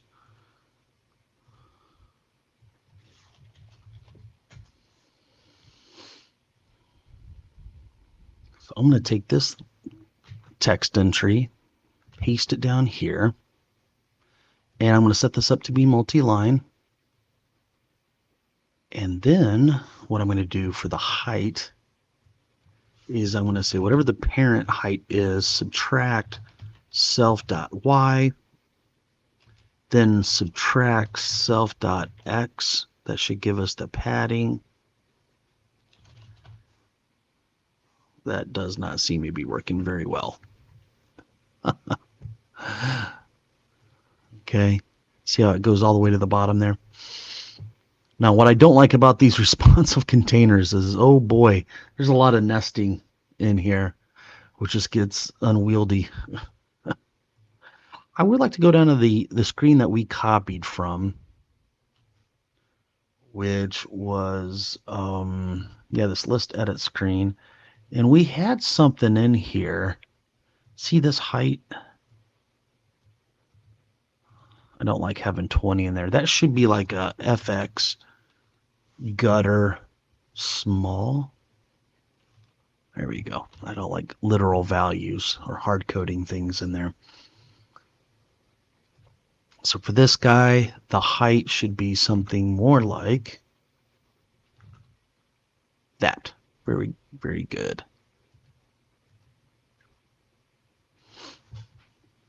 Okay. Starting to get fun now. Hey, look who it is. Hey guys. It's Franco. Yeah, I know that it's almost done, right? But I just want to be here to support my boss, Yeah. Darren. Yeah, thanks for joining, guys. I want to introduce you guys to my new operations manager. So what they say, I learned from one of my mentors, and perhaps this is a shared mentor's name is Joseph. He had a TikTok. He said, read this book. And it talked about any business, you need a visionary, and then you have a guy that can actually get things done. That is Franco. He's making sure stuff gets done. Well, I can be over here with my head in the clouds and thinking about all the cool Power Apps I get to create and teaching people. And Franco makes sure the lights stay on and all the practical things are getting done and stuff like that. So I've been excited to have you on the team, Franco. And Thanks, man. you're a very intelligent guy. I've seen some really cool stuff that you do in Google Sheets. You're almost like a Power BI expert and you don't know it yet. Yeah, So I'm hoping that eventually we can start doing some Power BI stuff. definitely. Of course, in the future. But you got a great personality. In fact, if you look at your personality type, you're very close to my personality type, except you've got the one letter that makes you good with like practical things, I think. What do they call that? A judger or a um, Like something someone. like that, you know. Yeah, I think Um, I have like I think it's under judgment or something like that. yeah, Judging. Yeah, but I'm not yeah, judgmental. yeah. It almost sounds like a negative thing, but it's Yeah. actually a positive thing. So you're either from the original Myers-Briggs personality types, you're either a perceiver or a judger, Yeah. and a perceiver is good, maybe good at creative things, where a judger is good with practical things. Not that one person can't do the other, but it's just like they're just better at it, I think. But Yeah. yeah, I wanted to invite you on so you can meet everybody, but also, Franco, you're a really smart guy, and I sort of like your input on some of the stuff we're building here. And to be honest, with our little team going on here, we might have some staff that might want to request some time off. So this is an app that we're building today, is building a like a leave request type of thing. Mhm. So if you got any thoughts while we're building this, feel free to share. I know you've got a lot going on your end of the world. So if you can only stay for a little while, that's completely fine. If you're able to stay the rest of the time, that's awesome too. But I love having somebody on here that I can sort of bounce ideas off of and get some additional good ideas. So Yeah, thanks for man. being here. I'm your new student, man. I'm All looking right, forward. I like it. To I think one of the things that what happens whenever you become an expert in something, especially when you're teaching other people, you just start to assume everybody knows something. It's like, oh well, let's just do this and blah blah blah. Where if somebody is, I have somebody there that's still at the beginner level, still learning. They're like, whoa, whoa, whoa, slow down there. What did you just do? I'm like, oh yeah, that I probably should explain that. So if yeah, see any of that type of stuff, feel free to slow me right. down. Yeah, I would kind of like to translate whatever I do have knowledge with Google Sheets. I'm like a big Google Sheets user guy, but I would like to translate that now to Power BI or to Power Apps. So I'm really looking forward to learning a lot from you, man. Absolutely. It's great to have you here. I just want to show you this ERD diagram that we've been building here. We started it last week, but this is like the guts of our application. We've got a request database table. Now, for some reason, it's not allowing me to move stuff around. Let me see here. That's weird. Okay, there we go. So, in your world, I know that you've been able to do some really amazing stuff with spreadsheets. And in my mind, that's exactly what Power Apps is great for, is taking those spreadsheets and creating an app around them. But you can imagine you might have a request spreadsheet. What do you call those at the bottom, the little tabs at the bottom of a spreadsheet? Those are like, Yeah, it's like worksheet, something like that. yeah, worksheets. Yeah, Yeah. So you might have a worksheet for all the requests coming in, but we keep track of who all the staff are, the holidays that we're going to observe, and each person will have a balance of all the time they can take off. Um, so we got a lot of good stuff in here, and these are all the tables, all the different data parts that our app will sort of revolve around. You know, so right here on this first screen, this is the screen where they can see any requests that they've made, and they could enter details. Oh, I need to take some bereavement. Hey, my dog died. Not having a good time, and I like to take 3 days off.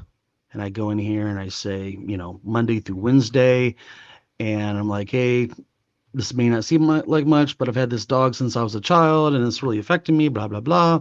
Hit save.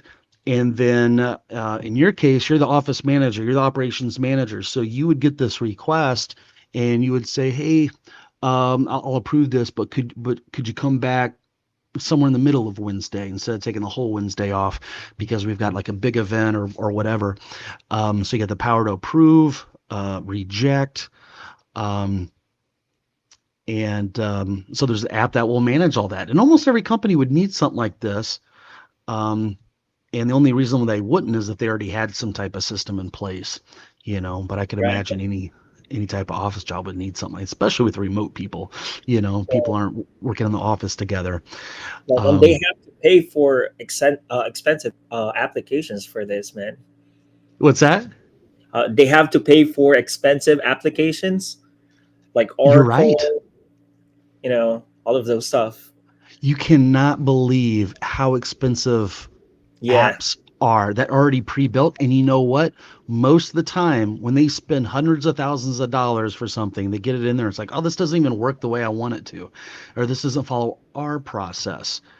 And I know like we use QuickBooks for a lot of things, but sometimes it's not. There's like tons of features that we don't need, and it feels like we're paying for a bunch of stuff that we're not using. And so being able to build a little app like this that fits our needs exactly is really valuable. And I think a lot of our viewers here, they want to be freelancers. They want to start their own, small business. They want to join my accelerator program and help me mentor and apprentice them so they're at a point where they can go out there, hit the ground running and make a lot of extra money as a freelancer, as a business owner. So this is a great sample of an application that you could use. Or you could take what I've done here and use it as a template to build onto, customize for a client, and again, make money. Yeah, So, definitely. yeah. So whenever they click on one of these items, so I want employees to come in here, be able to click on something and be able to modify it. So what I need to do for each of these controls over here, this is a text input, and I'll go into a property called value. Oh, look at this. Well, here's the value. I can look at this and see what's going on. So if it's a new record, we probably want it to be blanked out. Otherwise, we will look at, okay, this is the gallery that we're looking at here. This is gal leave requests. And now that we've got all these controls here, it's just a matter of wiring things up. And what you'll notice, look at that. Just by writing that one bit of code, it actually brought this data over here and say, oh, you just clicked on this. Would you like to edit it? And I need to do that for each of them. So for this drop-down list, let's go look at, there's a property here called default selected items. And now, have you ever created any type of input forms with Google Sheets or Excel spreadsheets where they people enter stuff, or do you just have them like enter the data just right in the spreadsheet in Yeah, I in think the I row? did. I think I did when I was working in a corporate setup before. I think there's like a form, Uh-huh. and I think that wasn't Google Sheets. I think that was Excel Sheets. Then they just have to fill in like information, like data, and then it'll Uh-huh. automatically populate to a sheet. So it's almost like a form.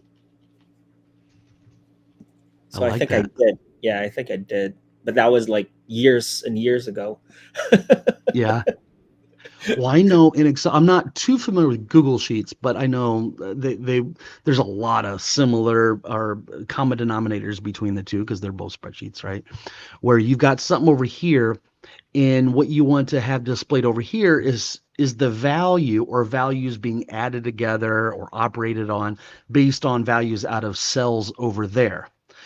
So Power Apps was created to be very much like a spreadsheet in that you can set up a value to be declarative. So if I say, here's this value and here's this value, maybe we're trying to create a calculator for the area of a room. Well, this is the height, this is the width, and this cell down here is the area. So you're just going to take this cell, multiply it by this cell, and the value will be there. So that's sort of what we're doing right here is we're saying, hey, if this is a new record, we don't want anything in here, but if it's an existing record, they clicked on this, then we want to reference, sort of like we reference like, hey, this is a cell over here. Well, this is a gallery, this is a listing, whichever one is selected. And then in the database table, we have something called I think it's called request type. There we go, request type. Yeah. And let's see if this is going to work let's see what the error is. Expected table value. Okay. So what I need to do is filter. Let's see here. The items is this request types. So the default selected items, what we need to do is do a filter. And a filter will give us a table of values. There we go.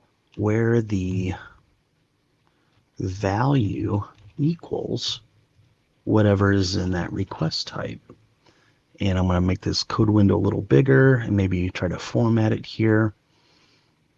And then up here, we'll do a filter as well, but I'll give it a false value, which means it won't return any data. And let's see what the error is that it gives us now. Well, I got to spell filter, right? There we go. Now let's see how this works. Now, perhaps I don't have any data in that particular row, in that record. So I'm going to go over to request, click on edit data here.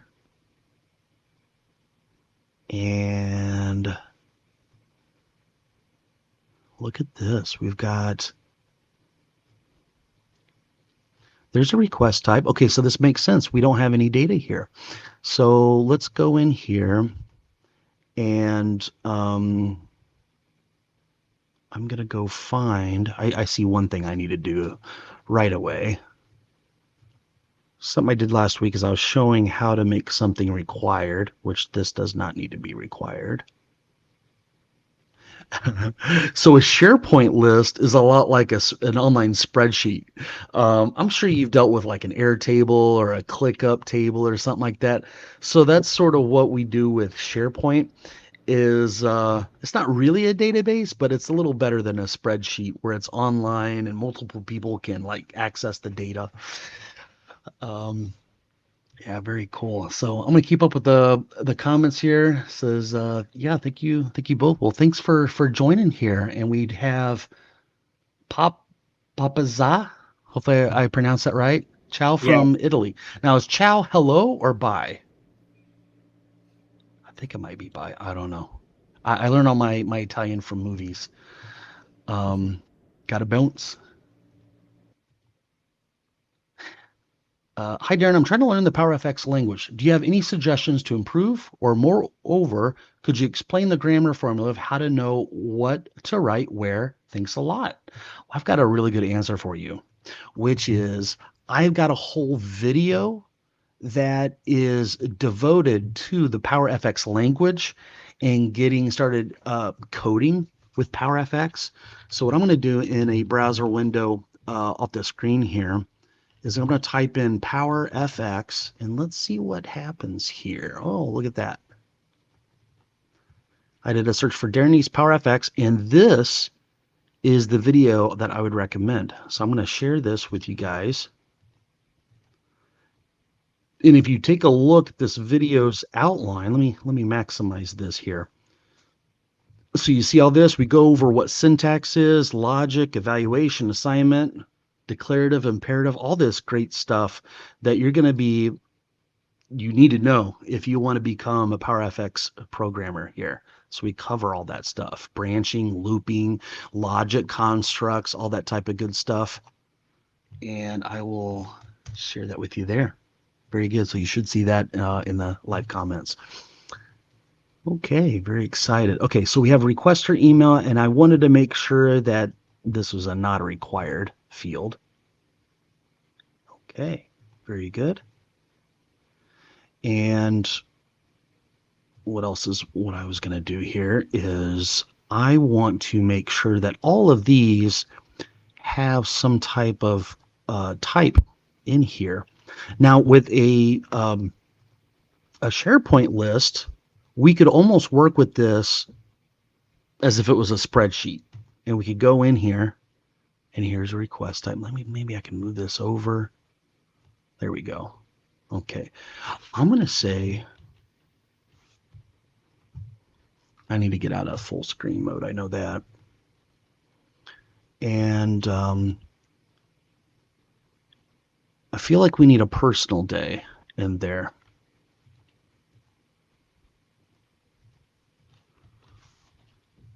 Yeah, request types. And the personal day would go here with a comma. And maybe I need two personal days. So instead of us having the word day in there, I'll just say personal. Okay. Personal.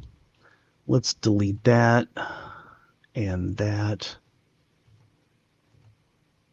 Okay, so this is going to be sick, but I think we called it medical, like a medical leave. And this one will be vacation. Okay, so now we've got actual good values in there.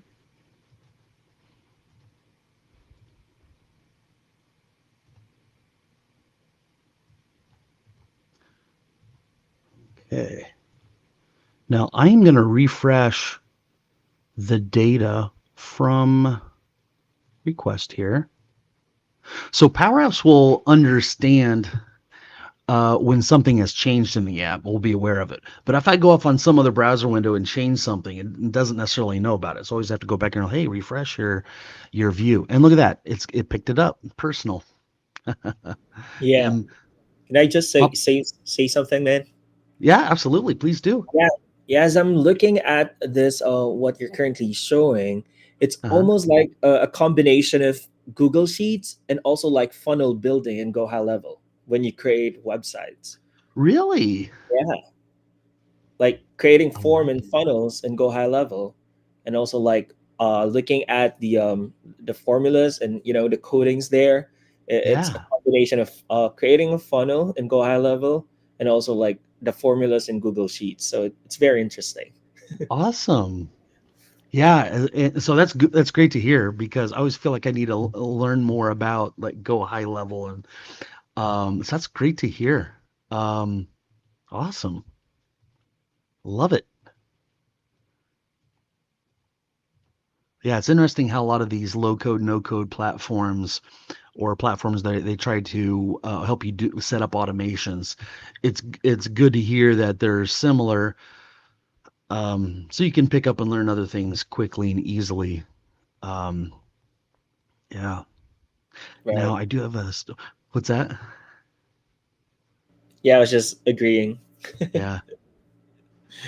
Um, I don't know if I set up the start and end date. Did I ever put that in there? Yeah, well, it should be. So let's actually put a date in here.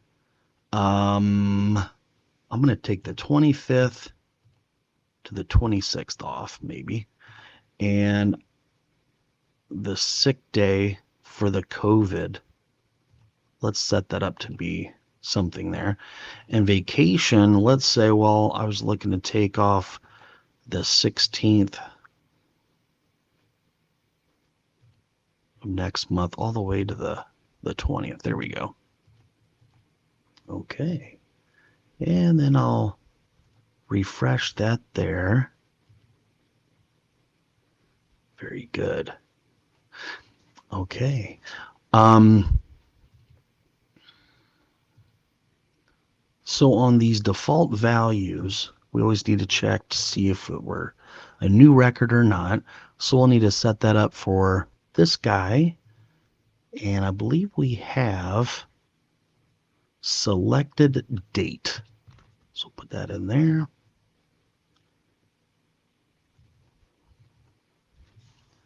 This will be start date.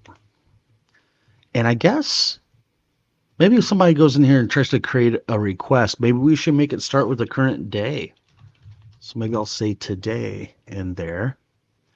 And then, yeah, we'll do something similar like that to this other one, which is the end date.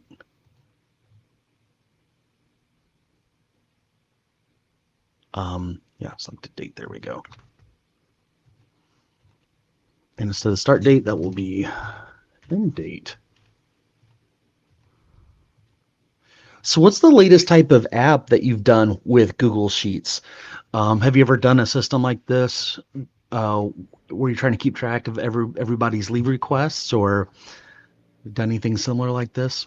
Yeah, it's mostly just a lot of columns, and then with those columns, I can create like pivot tables, or I can Hmm. also create like graphs because it has automated, like I can generate graphs from like set of tables and columns and rows, Hmm. and yeah, and it's gonna be a lot of like formulas in it. Mm. Yeah. You know, that was actually the hardest part of me picking up Power Apps because as a developer, I would be saying, let's say a value equals this thing, and it's called imperative programming, where they made Power Apps to be very similar to spreadsheets in that you click on a cell, use the equal sign, and say, hey, this is the formula, which is declarative. So you probably actually learn Power Apps faster than what I did because you're used to that. And it took me a while to pick that up. I'm like, what? I sort of had to change the way I was thinking. But yeah, let me put in a empty string there. Okay, very good. Now, I did have an app over here that had some code that might actually help us out. And let's see here, it would be this guy right here. Yeah, I'm going to copy that code. So a patch function allows us to simply update a record or a row of data. So that's what we're doing here. If they click on save, obviously we want to go out there and make that change in the database. So I'm going to check here. Hey, do we have a new record? If it is a new record, then we want to use this defaults function. Otherwise, we're going to go over and look at that gallery that we have. Gallery, leave requests, dot selected. That is the row that we're going to change.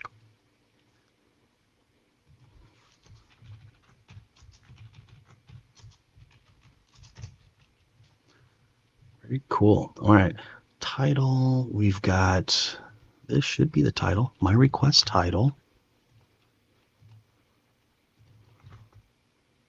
Okay, there we go. Notes we will get from this text box.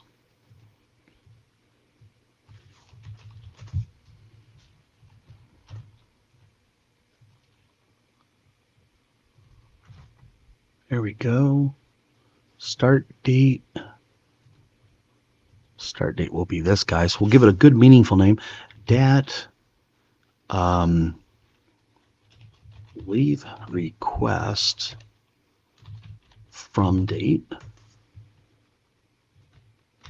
Copy that, and then this end date. Very good.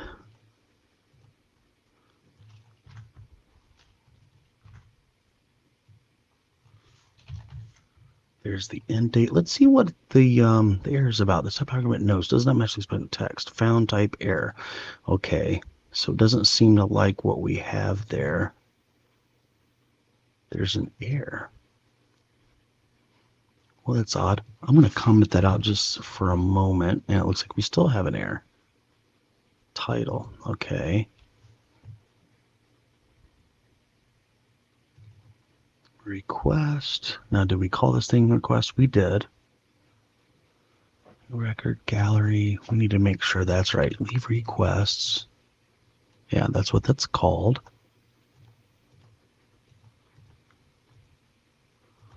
Put a semicolon at the end.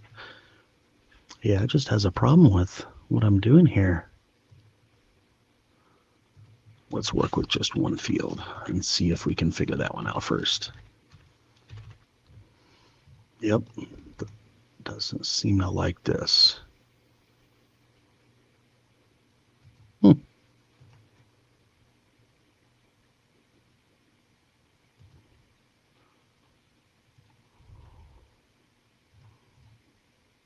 Now, this is a part of the live streams that people actually enjoy. And I always thought when I was doing live streams, I'm like, oh my goodness, this part is boring. It's like I've got to figure this out really quick because nobody wants to watch this. But people have told me, like, no, I actually love seeing that someone like you who knows what they're doing still encounters errors, and they like to see how I sort of diagnose and fix the problem.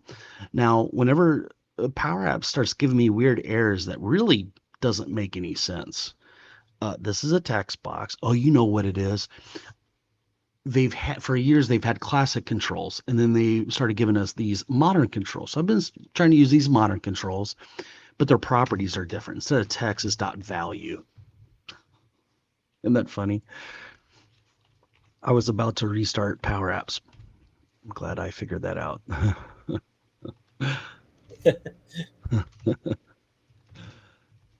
All right, so instead of text, do value. Now what is that problem with? I got to spell value right. Okay, now what other type of values do we have here? We do have the request type, so we need that in there.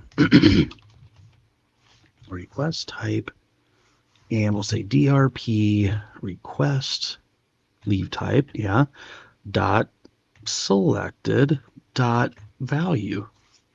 Okay, and then we'll store that string in there. And let's bring this up a little more. Let's see this. Okay, got the title, we got that. Okay, all this stuff is set up and ready to go. Now, something I just realized is that this guy is the new, and this one is the save. Did I set that up right? Yeah. Okay, so this is the button that says, hey, you click on me, you want to do a new record. So it sets up this little variable to true. Now, if you click on the gallery over here and you select something, then I want that thing to be set to false, and it already is set up. All right, so let's try this out here. So that's the current request. Let's do a new request. And I'm going to try something out, and I'm going to say vacation. And I'm going to start typing in here and say I could really use a vacation. And I'm going to set this up. So I'll take off Monday through Friday of next week. And I'm going to say, Franco, I know this is a short notice, but I'm really burned out. And I'm going to hit save. That should save it to the database. And I should also see the new record here. But I'm not seeing that, which means something didn't happen right. Something I know is going on here in this gallery. So we are filtering it based on... Okay, I see what's going on. We need, instead of looking at ID, this needs to be requester. Requester ID. Now, if we go look at our ERD diagram, when a request comes in, we have a staff ID or a requester ID. And that's what that should be. Okay, so I'm going to say staff ID. I'm not seeing that. Let's go over to our data here and see what do we have. There's the requester email. We could use that. Yeah, I think that's what I was setting up there, the requester email. Okay, that's going to work. But whenever I do the save, I should be setting that up. So let's say requester email is fx current user dot user email. Okay, that should give us the email. And let's make, oh, look, there's my email address. Okay, that works. So let's, I was about to say, let's try this again, but this needs to be set up right here. Requester email equals the current user dot user email. And we'll go over to the data, and we notice that nothing in here is quite right. So I'm going to say Darren at Power Labs US. So now they're all associated with me. And I'll refresh request here. Look at that. Okay, so if I hit new, let's try a brand new one here. And I need to lie down. So this is going to be like, hey, I'm medical leave, and this is going to be for today. I think I have a migraine. I'm going to hit save. There we go. And I do have a trash can I can click on that will delete it if I wanted to cancel it. Okay. And if we go back over the data, where do we have anything for the status? do we have a status here? Yeah, there we go. Let's pull status over here. And what I'd like to do for status, we got denied, approved, denied. I'm going to refresh this because I think we got a few more rows. The status should be set up to pending for any new one. So whenever we save this, the status will be pending. There we go. And this is one of 4 or 5 different values. Let's go over to app formulas, which is where we store most of our reusable code. And I'm going to say vacation. There we go. Here's all the request types. Right below, we got the statuses. I think what I'd like to do here, this is sort of going to be cool. Instead of just having these strings here, what we could do is we could have like little records instead of just a name like pending. Okay, so that would be the value. For each status, I could imagine a status could have an associated color. So I could say color value, and in here some double quotes, and I'll say pound. Let's give it a nice gray color maybe, or a nice blue color. Maybe canceled would be gray. And we could start off with a named color because I don't know the hexadecimal value for a nice pale blue color. I could say colors dot Alice blue. That should have worked. The dot operator cannot be used on error values. Is it color? Yeah. Color dot Alice blue. And then we will do something similar. We need 3 more of those. 1, 2, 3. And then we have an approved. We've got a denied, and we also have canceled. Okay. For approved, I'm thinking a nice green color. Could take all this color value out. Denied, I'm thinking that will be a red or a maroon. Sometimes a pure red is a little harsh on the eyes.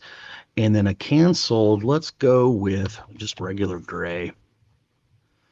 Okay, now because we have these set up with colors now, what I can do, a copy of that, the name of that guy.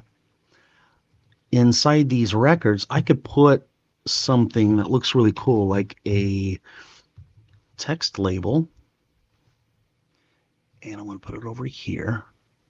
And I'm going to make it middle aligned. And for the fill or the background color, let's go in here. And what I'm going to say is look up all of our statuses where the value equals this item. Now, the this item keyword is a keyword that can be used inside of a listing like this, a gallery control. And I can access all the values of the current row. So in this case, I'm going to look at status. Okay, but what do we want? We want the color. Now, did I call it color? I did. Okay.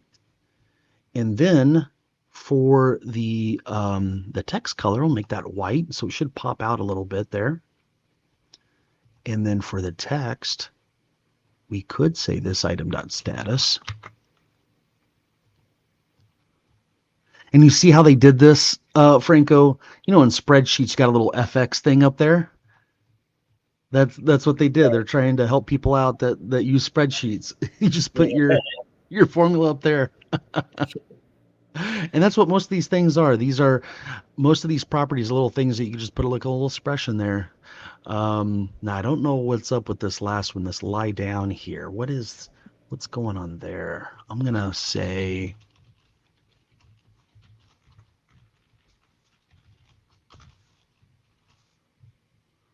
yeah, that doesn't really have a value. Doesn't look like. I'm going to refresh that. And maybe if there is no status, which it actually should have, let's edit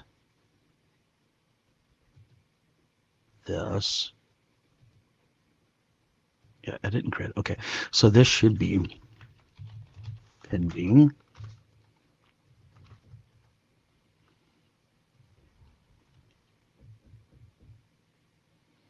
And then I'll need to refresh this. There, I guess that gray is really, that should probably be like dark gray, I think.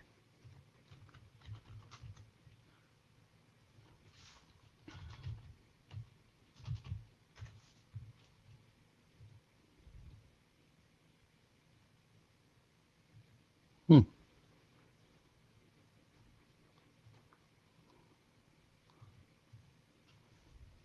Statuses. Well, you would think it would be change over to that gray. Okay, this might be something where I will actually say color value and give it something like 444444. Should give us a nice dark gray color. For some reason that did not work. Okay. What is the status for that guy? If I change this to black, it does say pending. Canceled. Pending is Alice Blue. Okay.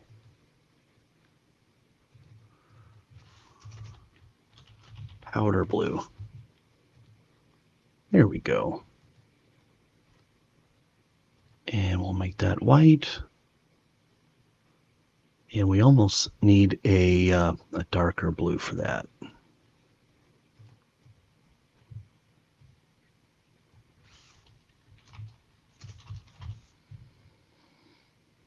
Violet. Ooh, that's like really electric blue. Okay. Teal. That looks nice. Okay. Now these things don't need to be so big. We can make the font maybe 10 and make the height more like 30 and make the width more like 90. Yeah. I could zoom in here and move these guys around a little bit.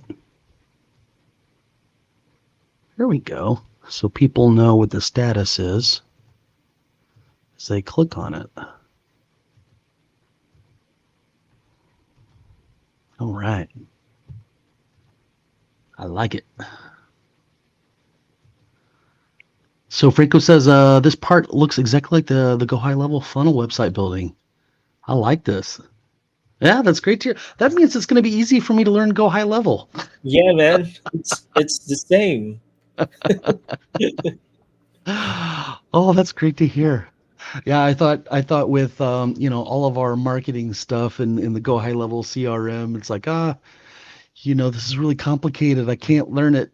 So you just gotta remind me, Darren, it's just like Power Apps, man. Like why are you stressing? Exactly. Very cool. All right. Um, Now, what I'm wondering as they click on this, I'm wanting to see the data pop up over here. Also, this is a really weird, this rectangle that's showing up. I don't know what bothers me more. um, let's see here. It might be this container or something. Let's see. No, it's this. Does this gallery have a weird border? That's so odd.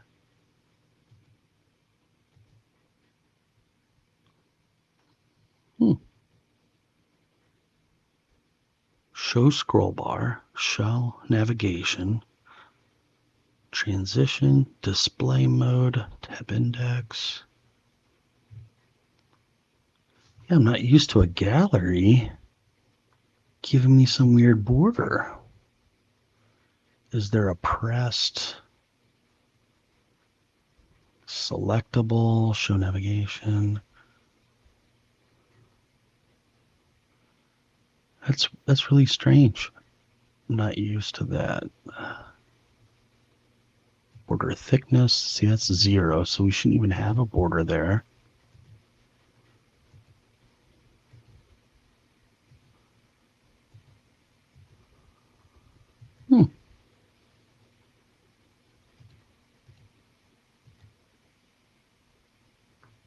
Yeah, that's really strange. Okay, I know that we do have a similar screen down here. I'm wondering if it does the same thing. If I select, and it does. What is going on with that?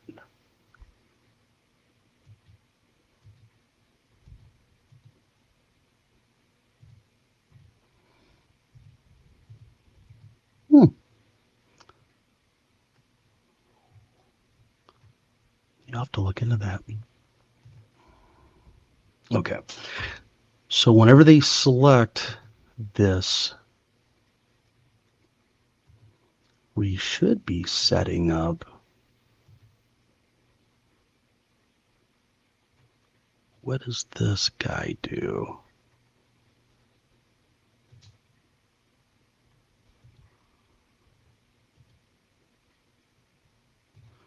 On the, okay, that doesn't have any on select.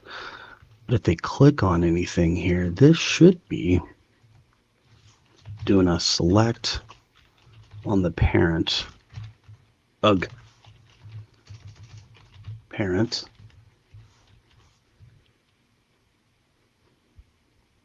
Which is the container. Well, should be gal leave requests.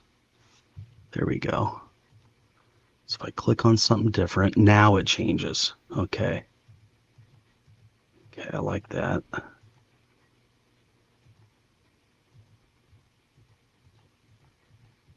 Okay, so we have one screen done. Somebody can get a request. Now what sort of needs to happen is whenever somebody initiates a request, we should go find out who their manager is and email them and say, hey, you need, they've asked for some time off here. Now we do have a connector within PowerApps called Office 365 Outlook. And what we will do is we will say Office 365 Outlook. We don't want to delete a calendar item, but we do want to send an email. And then here are all the parts of the email. We got the to. We need to go find out who my manager is. And let's see what we have in the database here. For my information, there's app user. And let's see, what other fields do we have here?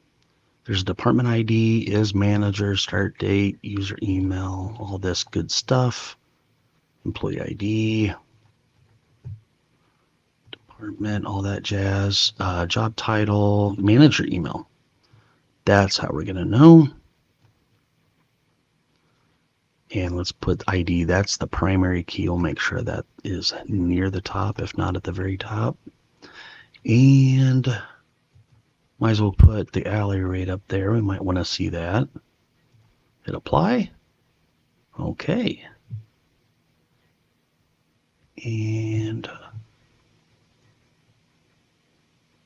so here's my manager, it looks like. Somebody named Nicole. Okay.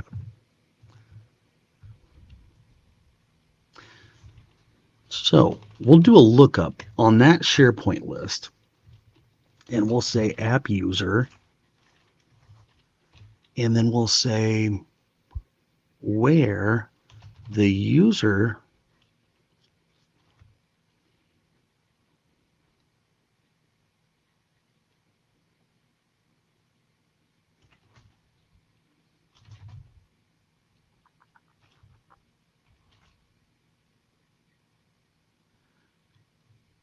look up.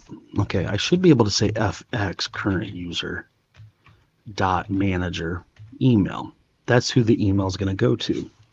And then the subject line is a leave request has been initiated with an exclamation point. And then down here in the body,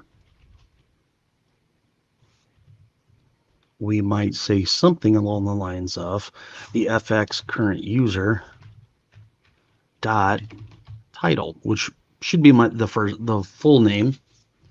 Okay, whatever their name is, has requested time off. Please click below to approve or deny. And then we'll add on a link. Now, what is the link back to the app? Hopefully we have something in App Formulas already set up that's got that FX app constants. Guess what we have there? Do we have anything that's got like the URL? There it is. Okay. So there is the body of the email.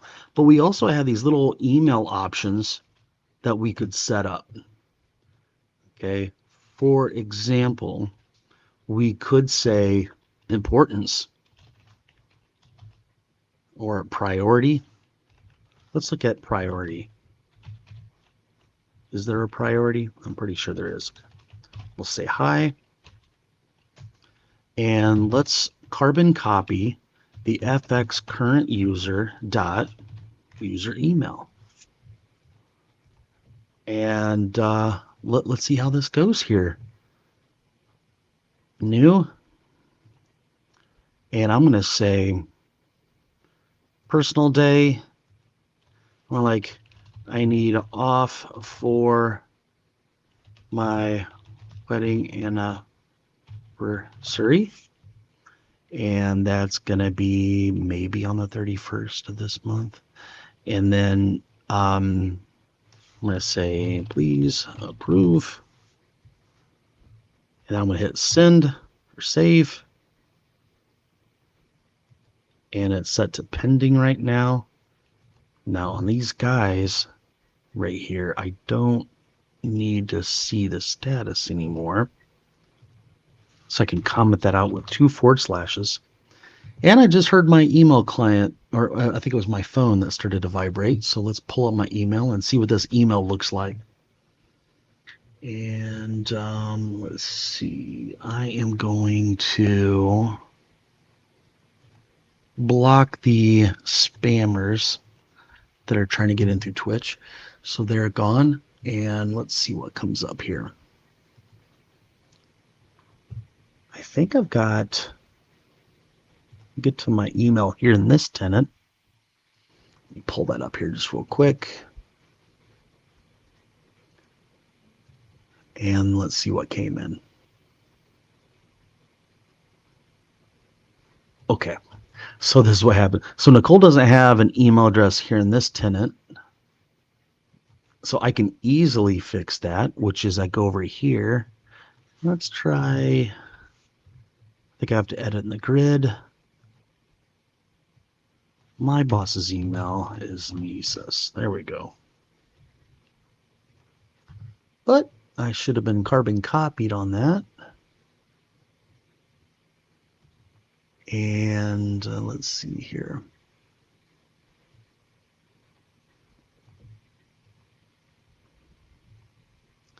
All right, I'm going to try this again. I'm going to hit save. Hopefully it will allow me to send it again. And it came through. I'm bringing it down. And this is one ugly email. So if you look at this, Darenice has requested time off. Please click below to approve tonight. And then here's the link. So we need to make sure that actually looks like a link. and maybe make it look a little better.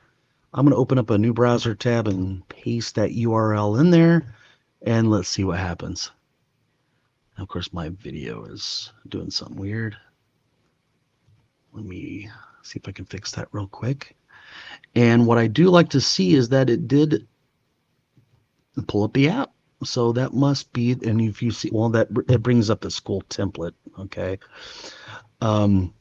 Very good. Very nice. Let's see if I can, nope, that's not the right camera. Let me pick the right camera here. There we go. Okay. So I think this is good. Now, really, before we call this screen finished, probably what we should do is do a little bit of HTML and say, hey, this is an anchor tag, and we'll do an href. There's the URL, and do an ending anchor tag, and I'll call this application link, and then I'll do an ending string there. Now it doesn't like something I'm doing here. There's the beginning of the string, there's the ending of the string. I've got an ampersand there. I need an ampersand right here. Now if I did some string interpolation, that probably would have looked a little cleaner, but this should work out well. Now, because most emails are HTML, we could put stuff in there like some BR tags.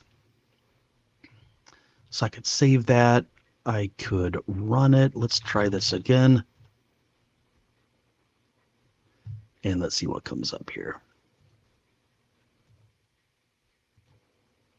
Oh, yes, that looks much, much better. So now we've got a little link. Maybe I'll put another BR tag or maybe put a paragraph tag around that link. And when I click on it, it actually should bring up my Power Apps application. Very good. So what do you think of this, Franco? Do you think it's ready for prime time to work with our team here? I probably need to build you a screen so you can actually approve or deny. That's probably what we need to do next, right? Right.